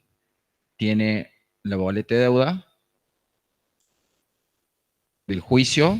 Y estos son todas ida y vuelta, el expediente, van, lo busca, sale moratorio en el medio, bla, bla, bla, bla, bla. Y por acá, esta debe ser la sentencia. Este es el día que se terminó y dictaron la sentencia. Así ven ustedes si quieren saber, pero ustedes imagínense que le cae un cliente como este. Cada renglón de eso tiene adentro todo lo otro. Me embargaron la cuenta, tengo un juicio. ¿Cuál? Hay una forma de saberlo, pero eso lo cobramos en el curso que damos fin de año. No, hay una forma, pero es un camino largo. Bueno, antes de cuentas tributarias y de la página del Poder Judicial de la Nación, había que ir a la AFIP, a la parte de ejecución fiscal, y preguntar, che, vengo con este quit, le embargaron, ¿qué juicio tiene? con mucha onda, agarraron un papel en blanco y te anotaban número de juicio, quién es el cobrador fiscal. Ahora vuelan acá los profesores y nosotros carreteamos con ellos, los más grandes. Bueno, entonces, ¿por qué tan trascendente el día que me notifican el mandamiento de intimación de pago? ¿Teníamos un mandamiento ahí?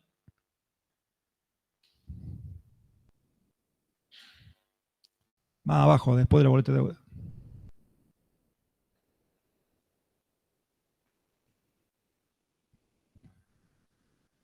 O sea, después de la boleta de deuda me parece que estaba. Ese ahí. Ese. Ah, no, el boleto de deuda, seguí. Bueno, acá uno de estos. Corbus, sabemos que tiene más aventura que goles Messi.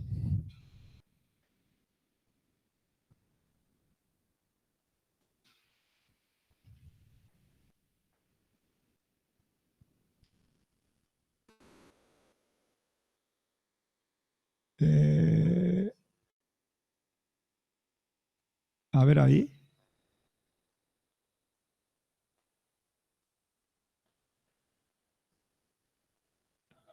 No, es que ahí no debe estar, porque eso es lo que notifica. Pero después tiene que venir notificado, a ver. Documental presentado, fíjate en ese. Ahí. Ahí está.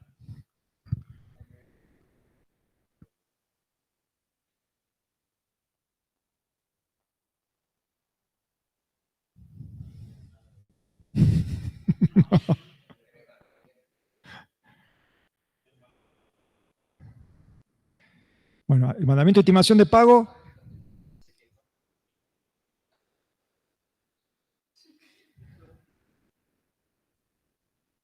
Toda la pantalla tenés que poner. De hecho, el que sabía yo. Ahí está, el mandamiento de intimación de pago. Y fíjate ahí, los primeros puntos dice, representa ejecución fiscal, te dicen qué juzgado está, en qué secretaría, Y acá dice, punto 2, queda citado para poner dentro de los 5 días hábiles ante el juzgado interviniente las excepciones previstas en el artículo, si las hubiera, bajo procedimiento de llevar adelante la ejecución fiscal. Entonces ahí me está avisando, tiene 5 días hábiles, que son judiciales, para oponer las excepciones. La forma de defenderse se llama oponer excepciones. Dice, bajo procedimiento de seguir adelante con el juicio. O sea, si en esos 5 días vos no te defendés, el día 6 te saco la plata de la cuenta y se la transfiero a la AFIP, o te mando a secuestrar el auto que tenía embargado, o te inicio el procedimiento para rematarte la casa. O sea, se termina la discusión. La única chance de discutir es presentar excepciones dentro de esos 5 días. Sí, la plata no la sacan, la plata vos no la ves. Vos no la ves, pero no se transfirió a cuenta de AFIP. Cuando ya no se discute, se la transfieren a la AFIP. Ahora hay un procedimiento, claro. O sea, si se pasaron 5 días y no te defendiste, ahí el abogado de la AFIP pide que la plata se transfiera a una cuenta de la AFIP. Pero vos ya la dejaste de ver, a vos te desapareció el momento que te embargaron. Está en un limbo la plata. ¿Sí? Alguien la tiene en un fondo de inversión haciendo intereses, pero vos no. Eso sería interesante saber. ¿Quién está usando esa plata del banco?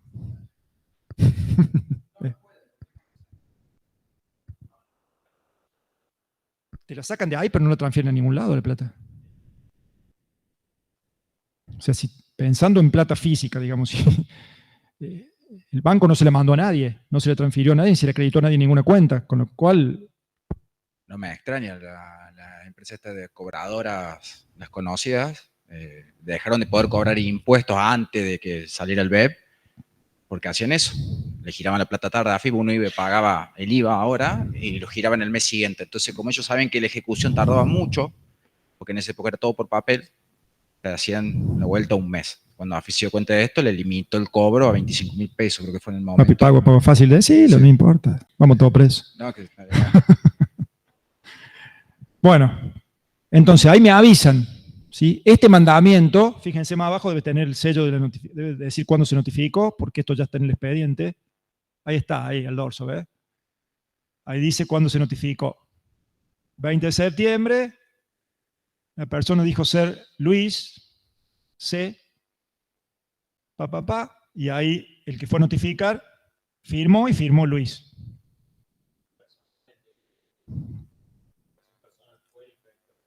Sí. Entonces, notificado, dentro de los 5 días, yo tengo que ver qué pasó, ver si tengo razón, conseguir el abogado, no cualquier abogado, sino uno que tenga matrícula federal y domicilio electrónico en el juzgado federal, armar la demanda y presentarla para defenderme. No una demanda, las excepciones. ¿Sí? Con lo cual, tengo que tener algo visto de antes. Bien, entonces, esa es la forma de defenderse.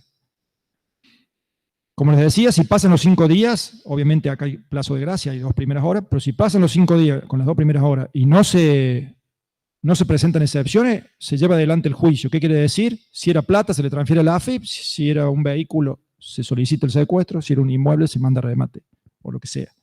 ¿Sí? Ya está. No se puede patalear más, se cobra. Si yo opongo excepciones dentro de los 5 días, así con abogado, todo como debe ser, si yo presento un escrito oponiendo excepciones, eso es defenderme de una ejecución fiscal, la ley dice qué excepciones puedo oponer.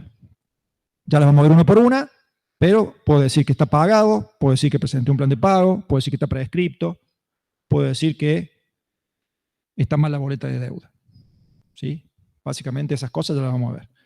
Entonces, si yo opongo excepciones, el juez le corre traslado de esas excepciones, o se le manda copia de eso que yo dije a la AFIP y le da 5 días para que la AFIP dé su versión de eso. Yo digo, che, esto no me tenés que ejecutar porque yo espera documentada, hice un plan de pago, o no me tenés que ejecutar porque esto está prescripto.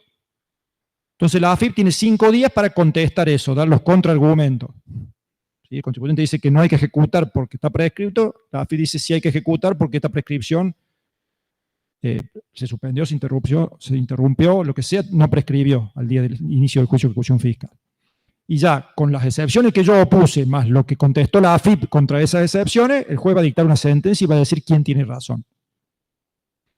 ¿Sí? Cuando yo presento excepciones, le corre en traslado a la AFIP para que ella dé su versión, y con esas 2 versiones, con esos 2 escritos, el juez analiza y dicta sentencia, y dice, ¿hay que ejecutar? No hay que ejecutar. No le hago lugar a las excepciones, hay que ejecutar. Le hago lugar a la excepción que planteó el contribuyente, no hay que ejecutar.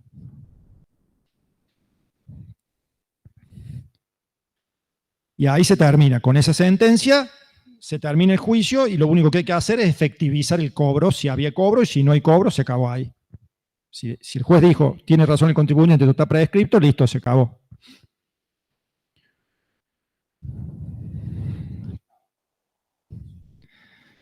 Sí, siempre.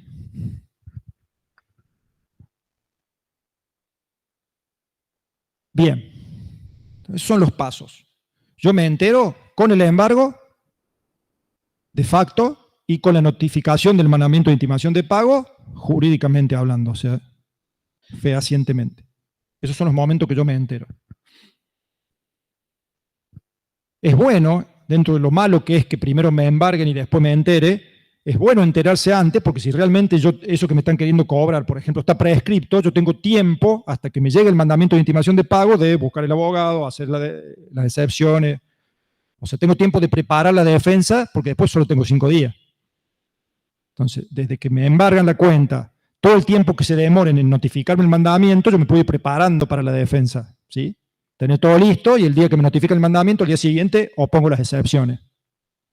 O sea que dentro de lo malo, de las medidas cautelares y de ese tiempo que hay que esperar, me puedo ir preparando si es que me tengo que defender. A lo mejor el juicio está muy bien iniciado y no tengo nada que decir.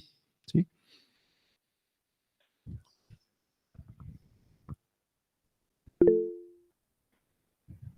Por los mismos medios, la sentencia. Ya una vez que estás a ver, si vos pones excepciones, ya hay un abogado actuando en un expediente judicial. Entonces ya ahí no se aplica la 11C83 a los fines de notificar y todo eso, ya se aplica el Código Procesal Civil y Comercial de la Nación. Se notifica como cualquier juicio federal. Se hace la cédula o en realidad va al domicilio electrónico del abogado. ¿Sí? Bien. Entonces, ese es el procedimiento. Vamos a detenernos en las excepciones. ¿Qué defensas puede el contribuyente tener ante una ejecución fiscal? Eso está previsto expresamente en el 92 de la ley. Primera excepción que se puede oponer lo más lógico, obvio, lo primero que puedo pensar, excepción de pago total documentado. O sea, ¿qué puedo decir ante una ejecución? No, pará, esto está mal iniciado el juicio, yo pagué. No me tendrían que haber iniciado un juicio, yo pagué. Entonces la excepción, la primera es pago total documentado. Fíjense todo lo que hay aparte de pago en la frase. Total, documentado. Ni hablar que tengo que tener una prueba de ese pago. Y para que sea válida la excepción, el pago tiene que ser total. Volvemos a la boleta de deuda. Ese está a 2 pantallas.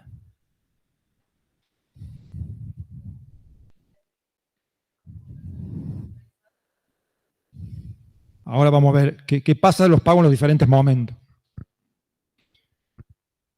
Entonces, la excepción de pago esta es la que tiene más variantes, más cuestiones casuísticas que pueden influir en el resultado. Entonces, la ley pide que el pago sea total y que esté documentado. Bueno, el documentado no merece mayor consideración. Obviamente, yo tengo que tener una prueba del pago. Y la ley dice que el pago sea total. Entonces, fíjense, yo acá tengo una ejecución fiscal, que me están ejecutando esta boleta de deuda. Tengo aportes y contribuciones de la Seguridad Social. ¿Qué pasó? Hay una boleta por aporte y esta es por contribución y la otra es por aporte. En el título hay contribución 351, el código del recurso, y el otro es 301. Y a su vez son 2 periodos, junio y julio. ¿Sí? O sea, son 2 tributos distintos, aporte de la Seguridad Social, contribución de la Seguridad Social, y dentro de cada uno, 2 meses, junio y julio. O sea, son 4 cosas que me están ejecutando. Para que la excepción de pago proceda, para que haya pago total, no tengo que tener pagado estos 2.118.000 más los otros, no sé cuánto es, no me lo vuelva, pero decir, bueno. ¿Cómo que no lo sé? Más los 2.700.000, no tengo que tener pagado los casi 5 millones. Eso no es pago total. Es concepto por concepto y periodo por periodo. Entonces, si yo de estas 4 cosas solo tengo pagado ese 1.659.549, o sea, ese de ahí arriba, junio, si solo tengo pagado ese, pero tengo pagado todo ese, puedo poner excepción de pago total por ese concepto. No requiere que pague toda la boleta de deuda. Es ítem por ítem. O sea que si yo pagué uno completo, puedo ponerle excepción y gano. Ahora, si tengo pagado la mitad de junio y la mitad de julio, no hay pago total. ¿Sí? Entonces, renglón por renglón, puede proceder la excepción en un renglón de 20 renglones o en todo. Pero lo importante que distingan es que para que haya pago total es concepto por concepto y periodo por periodo, o sea, renglón por renglón. No es la boleta de deuda entera para que haya pago total. ¿Sí? Eso es lo primero. O sea, pago total es sobre cada ítem que me están ejecutando. Primero. Segundo, ¿cómo influye la fecha del pago?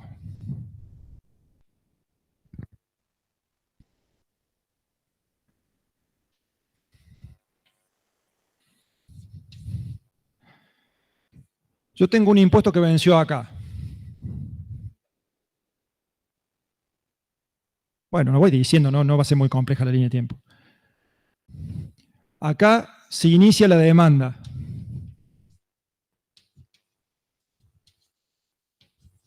¿Sí? Esta era la fecha clave. ¿Se acuerdan la fecha que les dije? Acá se interrumpe la prescripción, ahí se deja de contar los resarcitorios y se empiezan a contar los punitorios. Entonces, yo puedo pagar antes del inicio de la demanda o después del inicio de la demanda. ¿Sí? Esta es la fecha clave. Si yo pagué antes,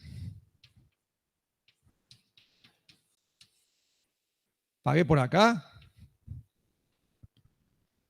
Si el pago está bien imputado, yo puedo poner excepción de pago total documentado y gano. Si el pago está hecho antes.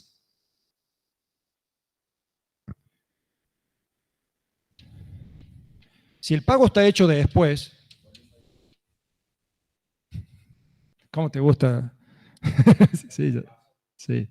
Podríamos ver las horas ahí, pero mira si justo la demanda se presentó. Ah, pero no tiene cargo de hora porque...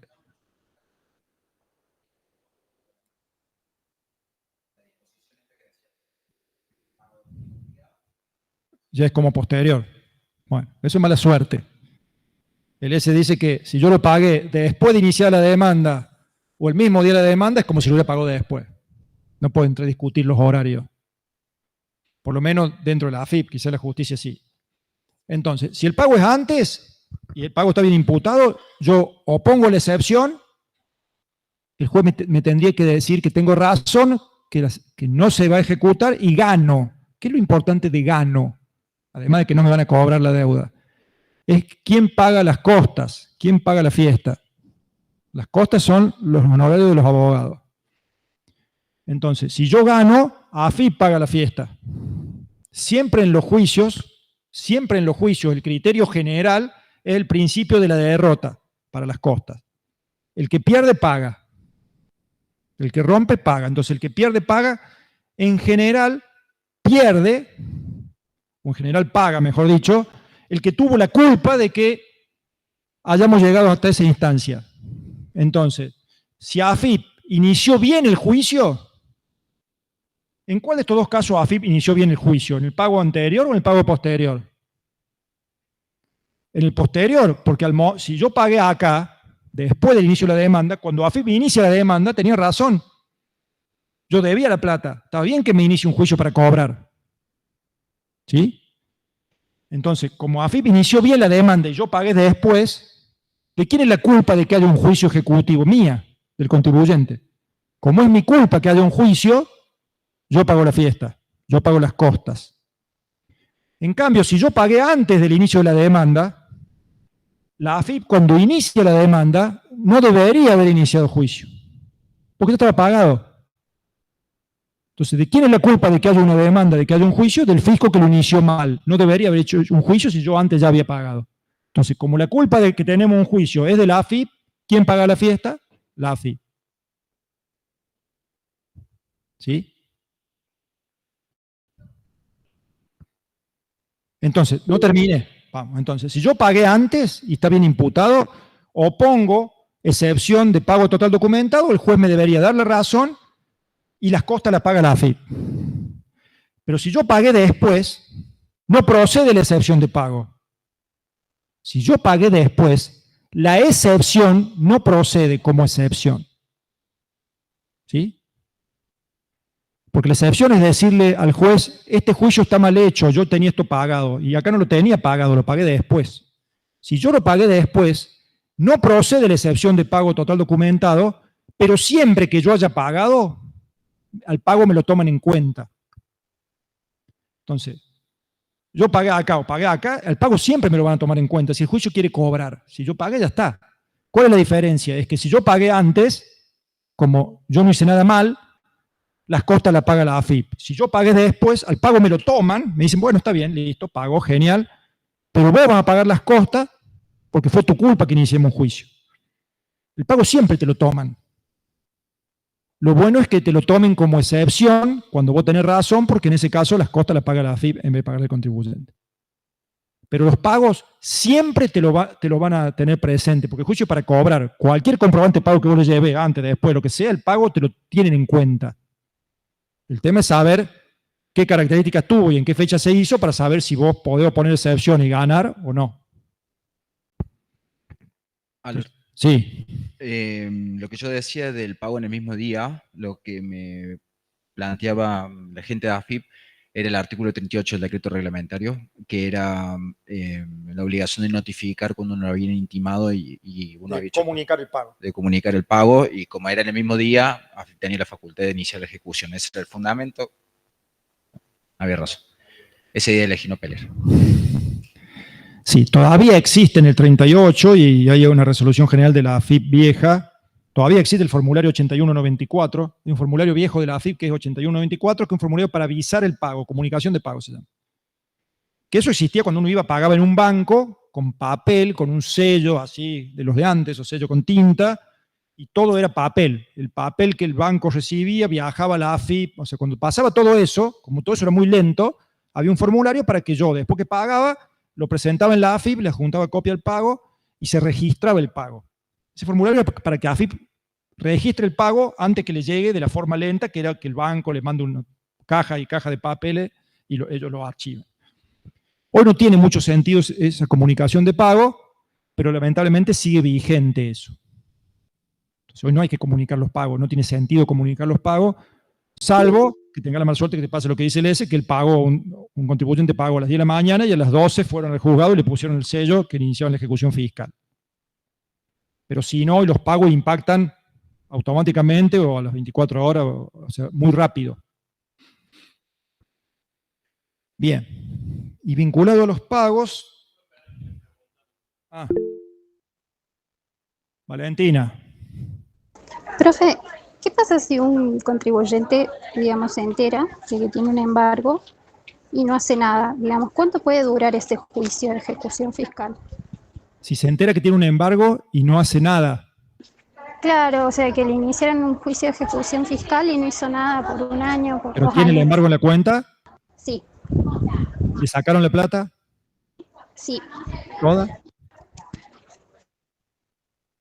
¿Toda la plata le sacaron? O sea, ¿la cuenta ya funciona normal? Claro, o sea, le consulto porque tenemos una empresa que se le hizo la consulta esta a principio de año, pero me dijo, espera ejecución fiscal. Así que aprovecho ahora para consultar. Me parece genial, Valentina, que haya llegado a este día. Ok. Sí, no sé qué me quiere también preguntar. Tenemos varios embargos, y había embargos, o sea, porque tenemos un estudio contable medio lento. Nos agarró otro estudio, lo primero que hizo fue fijarse en esto, en los juicios de ejecución fiscal que tenemos vigentes, tenemos 5, y había algunos que tenían 3 años de antigüedad, y ya estaban, digamos, embargados los montos por los cuales se hizo en ese momento el embargo. Y, digamos, ¿hasta cuándo puede durar un juicio de ejecución? Digamos, en algún momento se resuelve y con ese embargo lo pagan y queda un remanente que te lo sacan de la cuenta, digamos, ¿cuándo se termina ese proceso? Y ahí vamos. A ver, si vos te ubicas en el cronograma de pasos que hemos citado, lo más probable es que si hace 3 años que le embargaron, ya los pasos que vimos ya pasaron todos, o sea, ya le notificaron el mandamiento de intimación de pago, no hizo nada, y eso está para llevar adelante el juicio. ¿Por qué no se han apurado? Porque ya la plata la tienen. El tema es que tienen el capital más del 15%. Y fíjate lo que son los intereses, lo que han sido a principios de este año los intereses de la AFIP, que hubo meses del 15%, un mes solo. Entonces, ese juicio no está terminado, primero porque tenés deuda, porque el capital más el 15%, que es lo que le embargaron, no alcanza seguro. ¿Sí? Porque eso no se imputó nunca, eso está como una plata que le sacaron, pero no está imputada a un pago, nadie pagó. ¿Sí? Una medida cautelar. Entonces, no es que como si vos hubieras ido y cancelado esa plata. Le sacaron la plata, pero no hay un pago hecho. Con lo cual, los intereses siguen corriendo. Entonces, ¿vos querés que ese juicio termine? Tenés que pagar el capital, o sea, tenés que primero pedirle a la AFIP que esa plata, vos voluntariamente pedir que la impute, o sea, que se la quede la AFIP y que impute esa plata, que va a ir al capital y va a quedar un 15%. Después hay que hacer los cálculos, pagar todos los intereses resarcitorios y punitorios y después pagar los honorarios del abogado. Y recién ahí se te va a terminar el juicio. No están apurados porque es como un fondo de inversión para la AFIP. Siguen generándose intereses. Eso no terminó ni cerca. No sé qué querés decir. Para darle un poco de claridad al tema sobre esto, ¿qué sucede cuando los juicios pasan y pasan y pasan y pasan y el contribuyente no tiene ningún bien, excepto una cuenta bancaria de ser desapoderado? ¿Qué pasa con el expediente? Bueno, hay 2 situaciones. La primera situación que con los montos retenidos, como lo dije antes, tiene la posibilidad uno de ofrecer esos montos retenidos en dación de pago, que es la forma técnica en que se lo nombra. Esto se reglamentó en el 2018, creo que el RG es 4262, si mal no me recuerdo. Y uno entra al sistema de AFIP y elige los impuestos que quiere pagar, le dice por otro lado qué monto tiene retenido y lo imputa. Y se acabó el problema, le avisa al abogado, paga la diferencia y todo feliz en su casa. La segunda opción es que no haya plata. Dentro de la disposición que ya nombramos, que lo que pasa, AFIP tiene un orden de prelación en las medidas cautelares a utilizar. La primera es el embargo de los bienes líquidos. Después vienen de los bienes registrables, más comunes, como un inmueble, un auto, etcétera, etcétera. Y ya después pueden venir cuestiones un poco más profundas, como el embargo de una caja de seguridad o otro tipo de cosas. Sí. Entonces, ¿qué sucede? No es que el fisco utilice todas las medidas cautelares de una, sino que va analizando y el tiempo va pasando. Supongamos que el juicio dura 20 años. Yo tengo el caso en el estudio, se me dio, es del 98. Ese es contador desde los 3 años. No, el cliente me casó con el caso ahora, pero es del 98, el inicio de la apertura del juicio. Lo analizamos con el EDU el año pasado, a ver si podía solicitar prescripción, bla, bla, bla, bla, bla. Bueno, ¿qué sucede? Que uno le tiene que notificar, si uno quiere terminar con el juicio, le tiene que notificar al abogado de AFIP que uno tiene la intención de que el juicio se archive. Obviamente, ¿qué hace el abogado? No lo archiva nada y te vuelve a intimar. Hay cuestiones que por ahí se escapan del curso. Podrían decir ustedes, ¿por qué me siguen cobrando algo que ya está prescripto? No se movió el expediente o qué sé yo. Bueno, hay otras situaciones que ya intervienen otros códigos que no lo estudiamos acá y no tiene sentido explicarlo. Pero un juicio puede estar 20 años. Si el expediente está parado y uno no impulsa, ninguna de las dos partes impulsa el movimiento del expediente, sigue hasta que haya una sucesión, y cuando venga la sucesión, AFIP va a venir y va a decir, de esta parte de la sucesión me llevo yo esto porque me corresponde a mí. Y así terminaría el juicio, en última instancia. Sí, si es que hay algo. Si no hay nada, en algún momento la AFIP se rinde.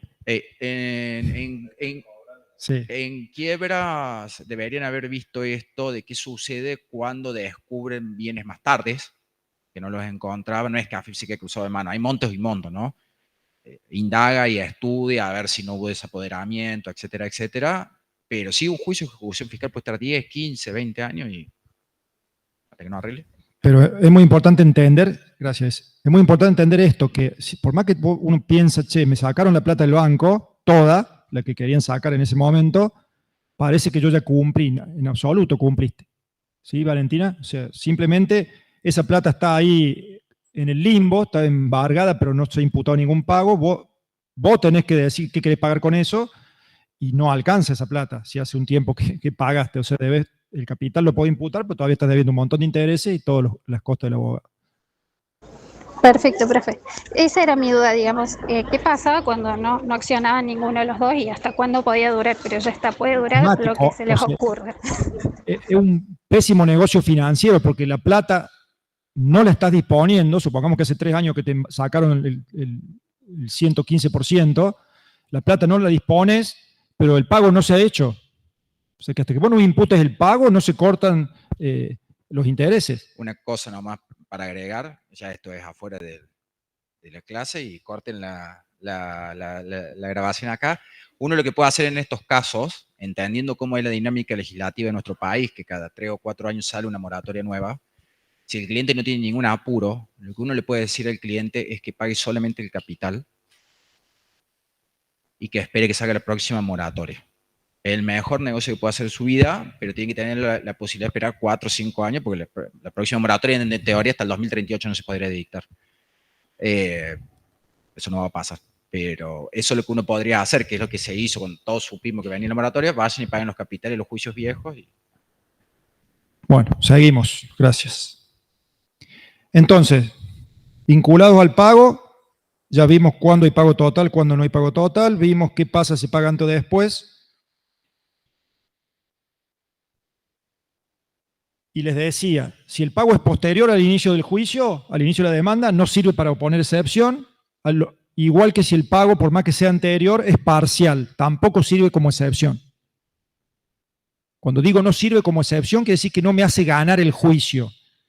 Pero reitero, un pago hecho después del inicio del juicio o un pago parcial, todos me los van a tomar en cuenta.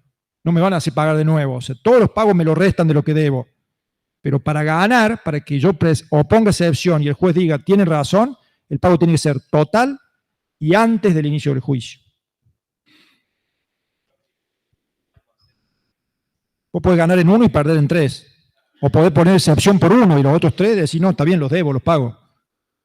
O podés poner excepciones por uno, que el que tenés pagado todo antes de iniciar el juicio, y los otros 3 los tenés impago, no decís nada.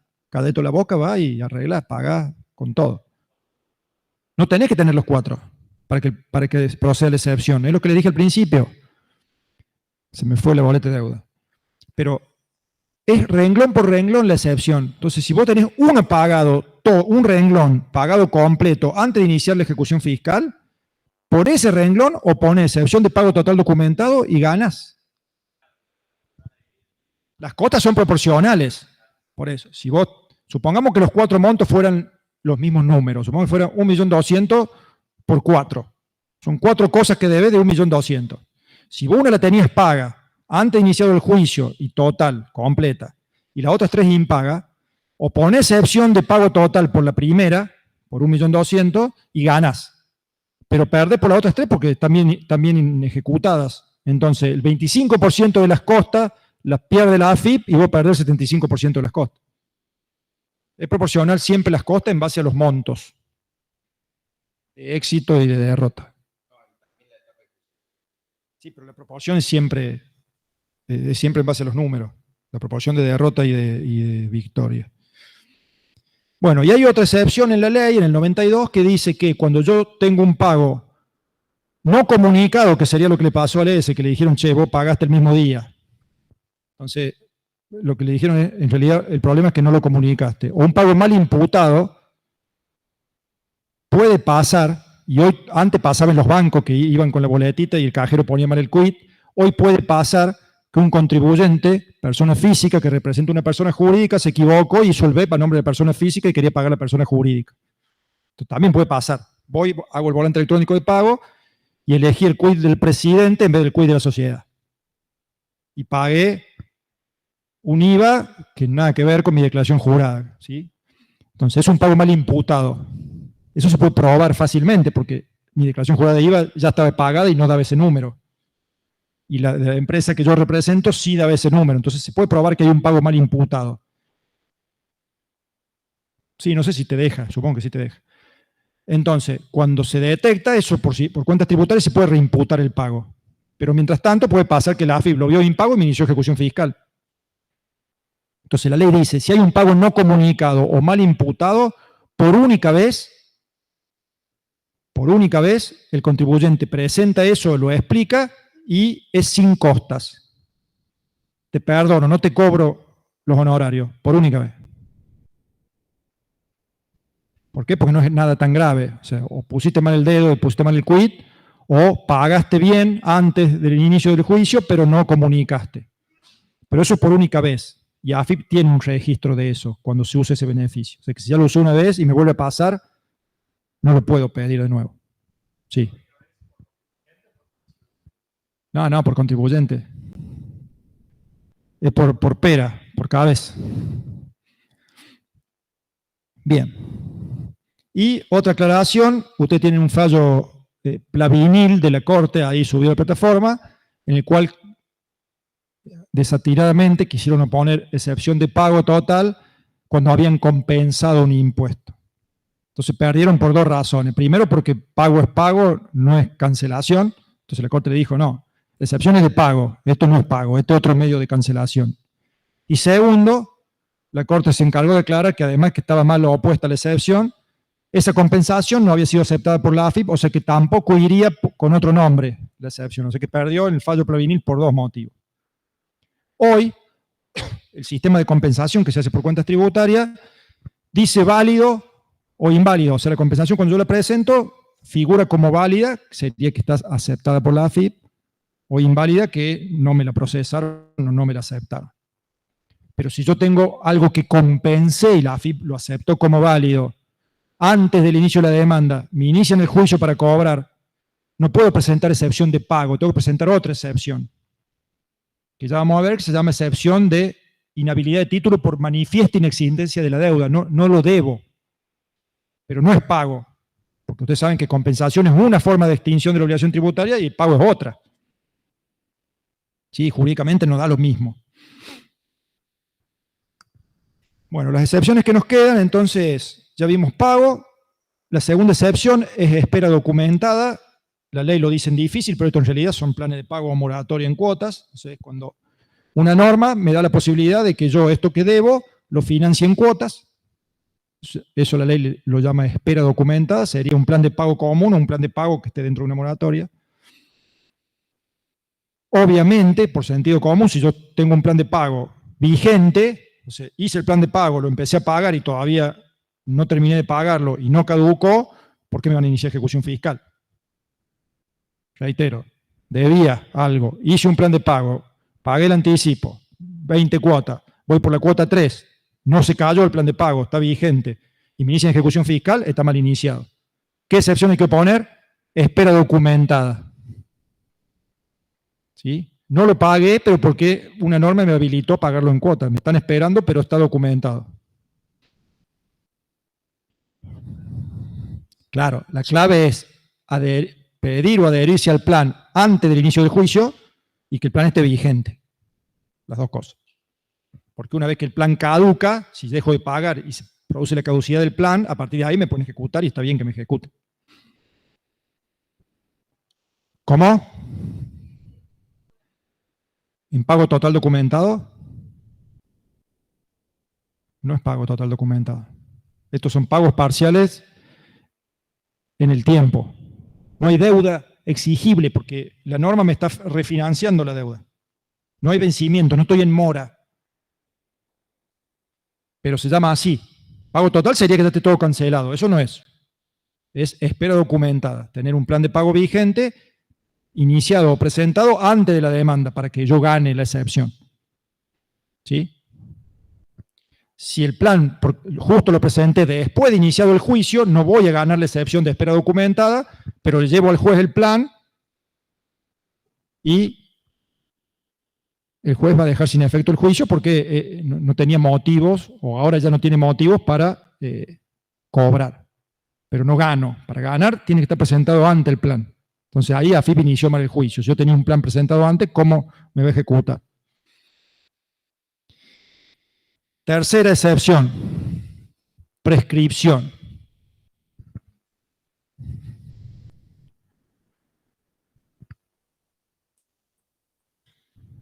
¿Se acuerdan que vimos el fallo Seco Aurelia? Se lo nombré 1000 veces. Bueno, ahí la Corte dijo que el momento clave para oponer la excepción para oponer la prescripción de una deuda es cuando me inician la ejecución fiscal. Ahí es el momento. Si dejo pasar ese momento, no tengo más momento. Perdí la chance. El 92 dice, y ahí me adelanto un poquito, el 92 dice que cuando el juez dicta sentencia diciendo esto hay que ejecutarlo o esto no hay que ejecutarlo porque ganó el contribuyente, ya sea por una excepción de prescripción, de pago, de espera, cualquiera, después de esa sentencia, la ley dice esa sentencia es inapelable para las partes. Ya sea que haya ganado la AFIP y haya que cobrar, o ya sea que haya ganado el contribuyente porque le dieron lugar a la excepción y no haya que cobrar, salga como salga la sentencia, la ley dice esa sentencia es inapelable. Para las dos partes. Es inapelable. Si el que perdió fue el contribuyente, dice la ley, como es inapelable, pague todo lo que el juicio contenga, páguelo todo, incluido las costas, y una vez que pague todo, si cree que eso no debería haber pagado, inicie repetición. Si perdió el contribuyente. Y le dice, AFIP tampoco lo puede apelar, si no te gustó la sentencia que le dio la razón al contribuyente y dijo que no había que cobrar nada, si no te gustó la sentencia, inicia un juicio nuevo para cobrar eso que querías cobrar. Entonces la ley dice, ninguna de las dos partes lo puede apelar a la sentencia. Si AFIP está desconforme, inicia un juicio nuevo. Y si el contribuyente está desconforme, paga todo y pedir repetición. Entonces la Corte dijo, sabiendo eso que dice la ley, en el fallo Seco Aurelia, que si el contribuyente opone excepción de prescripción al juez dentro de 5 días, lo que él le están ejecutando, él cree que está prescripto, él sostiene que está prescripto el contribuyente, entonces le dice al juez, excepción de prescripción, esto que me quieren cobrar, prescribió. ¿A qué fecha está prescripto? ¿Cuál es la fecha clave? Esta, el inicio de la demanda.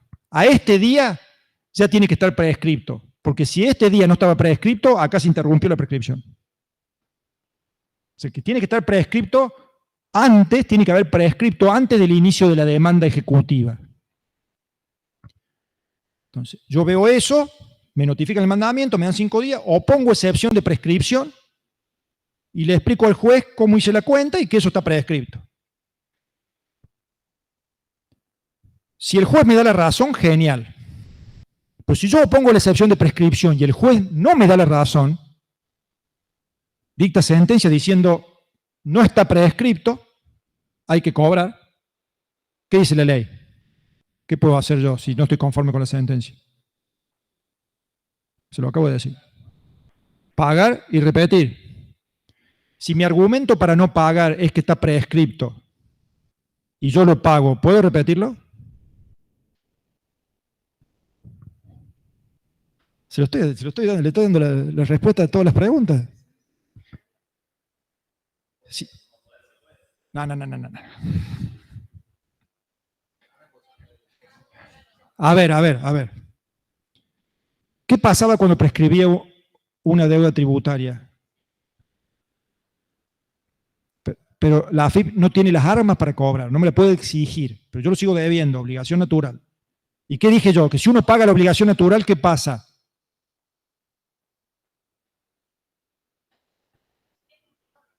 Está bien hecho el pago, esa es la frase que le dijo Guerrero. El pago está bien hecho. Si yo pago una obligación prescripta, no es reconocer, porque ya reconocer nos metemos en otra cosa. Si yo pago una obligación prescripta, el pago está perfectamente hecho, porque yo lo debía.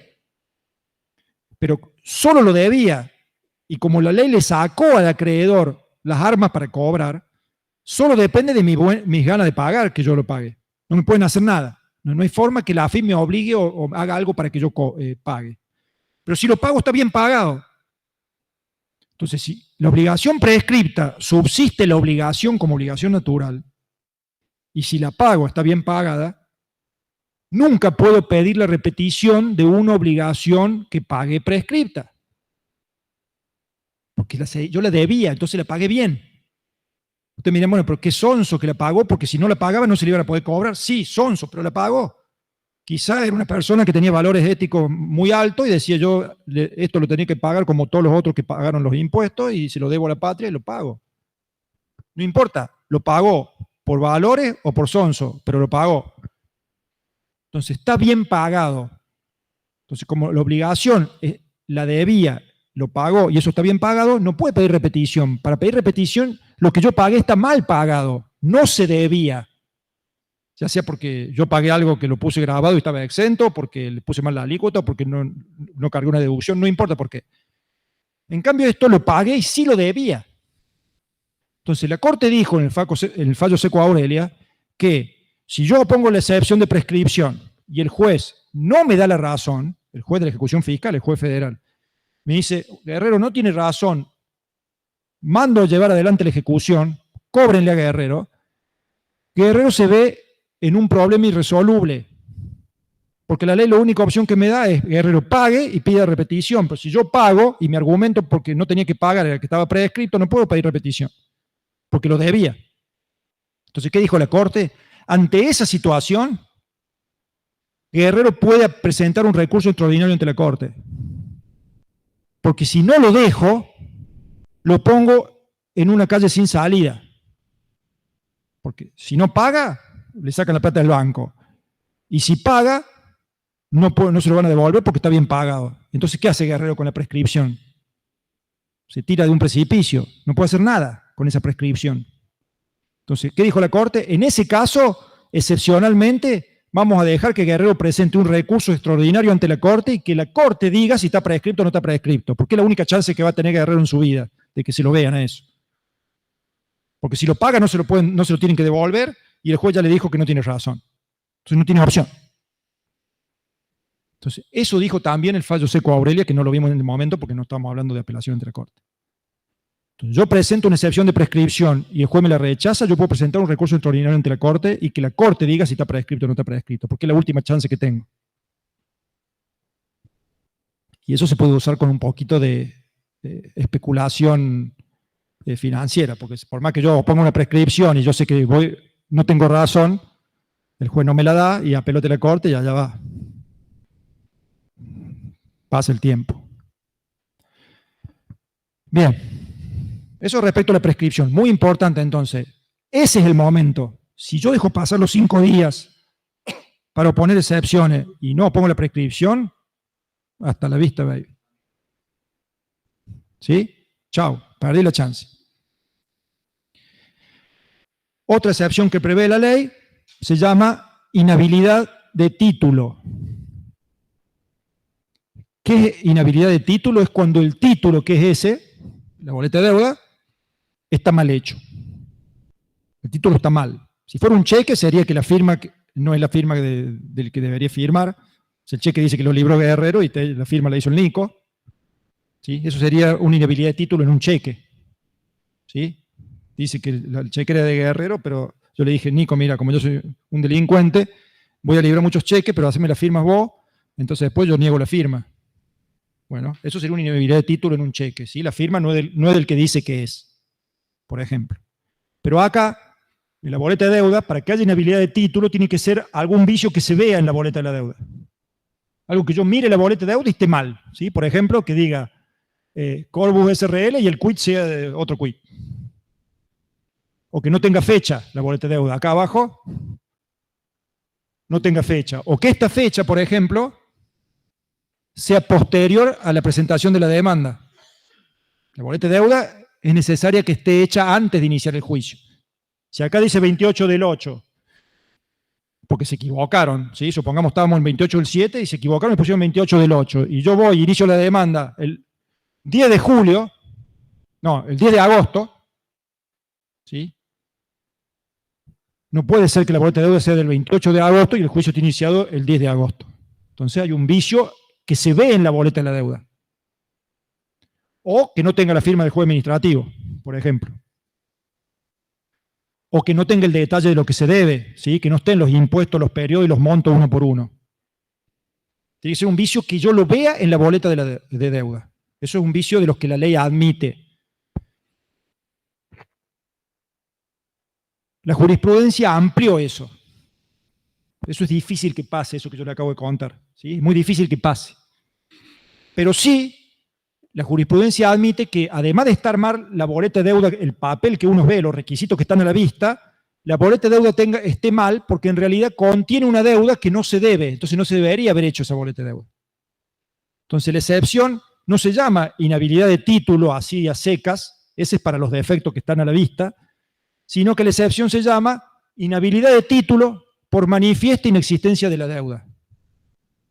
La jurisprudencia le agregó un condimento.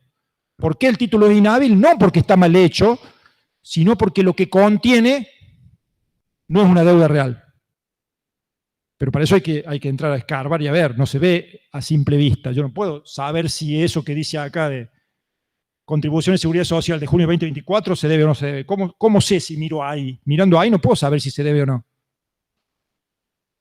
Puedo saber si está la firma del juez administrativo o no, si está bien el quit, si está bien la fecha, esas cosas sí las puedo saber, pero más de eso no puedo. Entonces, si la deuda no existe, el título es inhábil, pero no por lo que se ve, sino por lo que no se ve, que es el fondo de la cuestión, es decir, che, esto me están queriendo cobrar algo que en realidad no había deuda. Entonces la excepción se pone de esa forma. Inhabilidad de título por manifiesta inexistencia de la deuda. Y ahí podría entrar la compensación si está aceptada. No en pago, sino ahí. Cualquier deuda que sea inexistente entra por ahí. Sí, salvo que sea inexistente por el pago.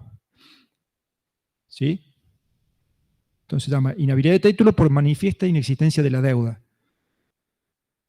Es cuando la deuda no existe y eso tiene que ser fácil de mostrar y de probar. Por eso dice manifiesta inexistencia de la deuda.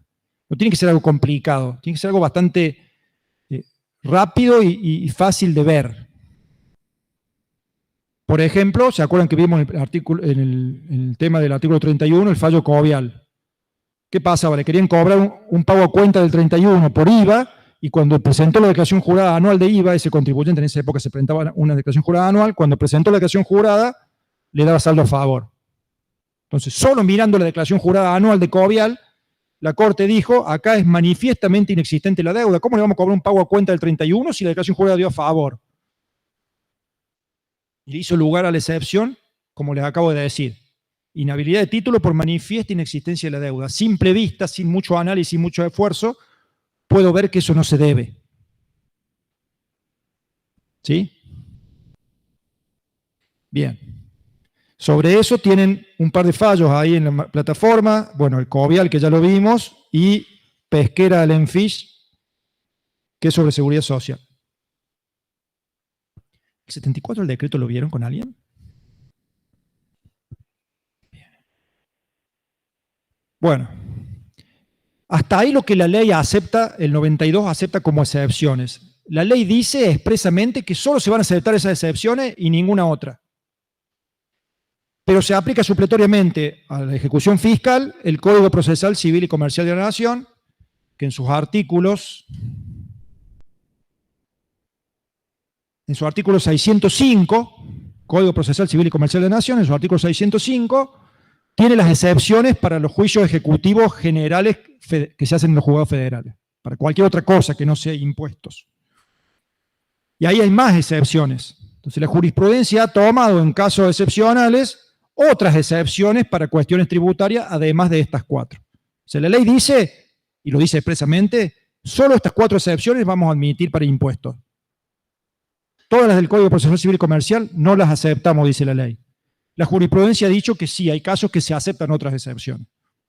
Dentro de esas otras que se suelen aceptar, tenemos la excepción de inconstitucionalidad, que se planteó en los fines de los años 90, cuando la ley 11.683, en el artículo 92, permitía que los embargos me los haga la propia AFIP sin intervención del juez.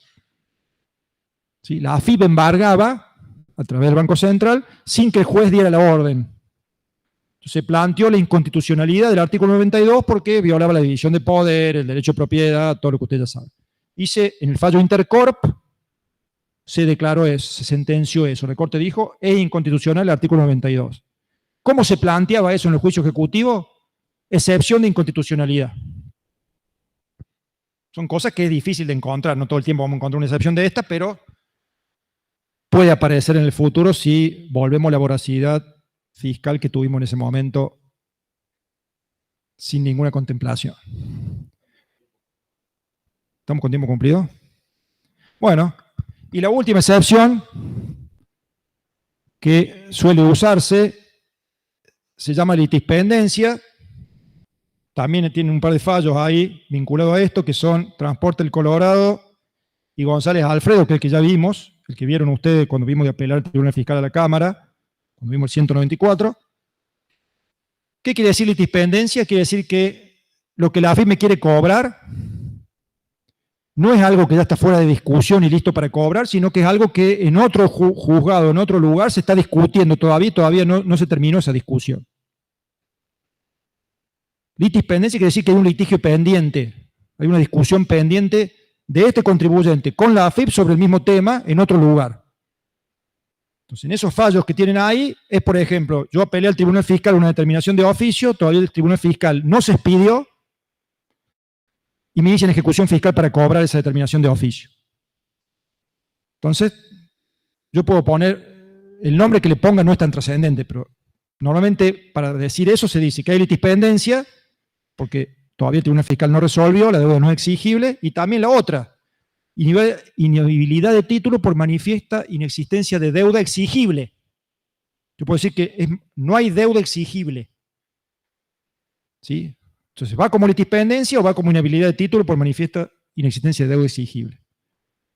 Pero litispendencia es eso. Me están queriendo cobrar algo que no está fuera de discusión, ya no es algo que ya se terminó. Simplemente falta cobrar. No, es algo que lo estamos discutiendo y si yo gano el Tribunal Fiscal, ¿cómo me lo va a estar cobrando vos ahora? Esperemos. Porque se está discutiendo en el Tribunal Fiscal y con efecto suspensivo. Entonces no me lo podés cobrar porque la ley dice que no me lo podés cobrar. Bueno, y terminamos con el tiempo cumplido. Entonces, miércoles parcial, ya le vamos a subir la distribución. Y jueves, ya muy relajados o muy tensionados. La última clase que voy a dar seguridad social. Y miércoles de la semana que viene, el caso práctico integral, que obviamente no le sirve para ningún parcial, pero le sirve para la vida y para el final. Así que gracias por la atención. Ahí no los veo. Nos vemos el miércoles en el parcial y el jueves en la clase. No, el lunes no hay nada. El lunes de descanso y el miércoles vamos a tener el práctico final.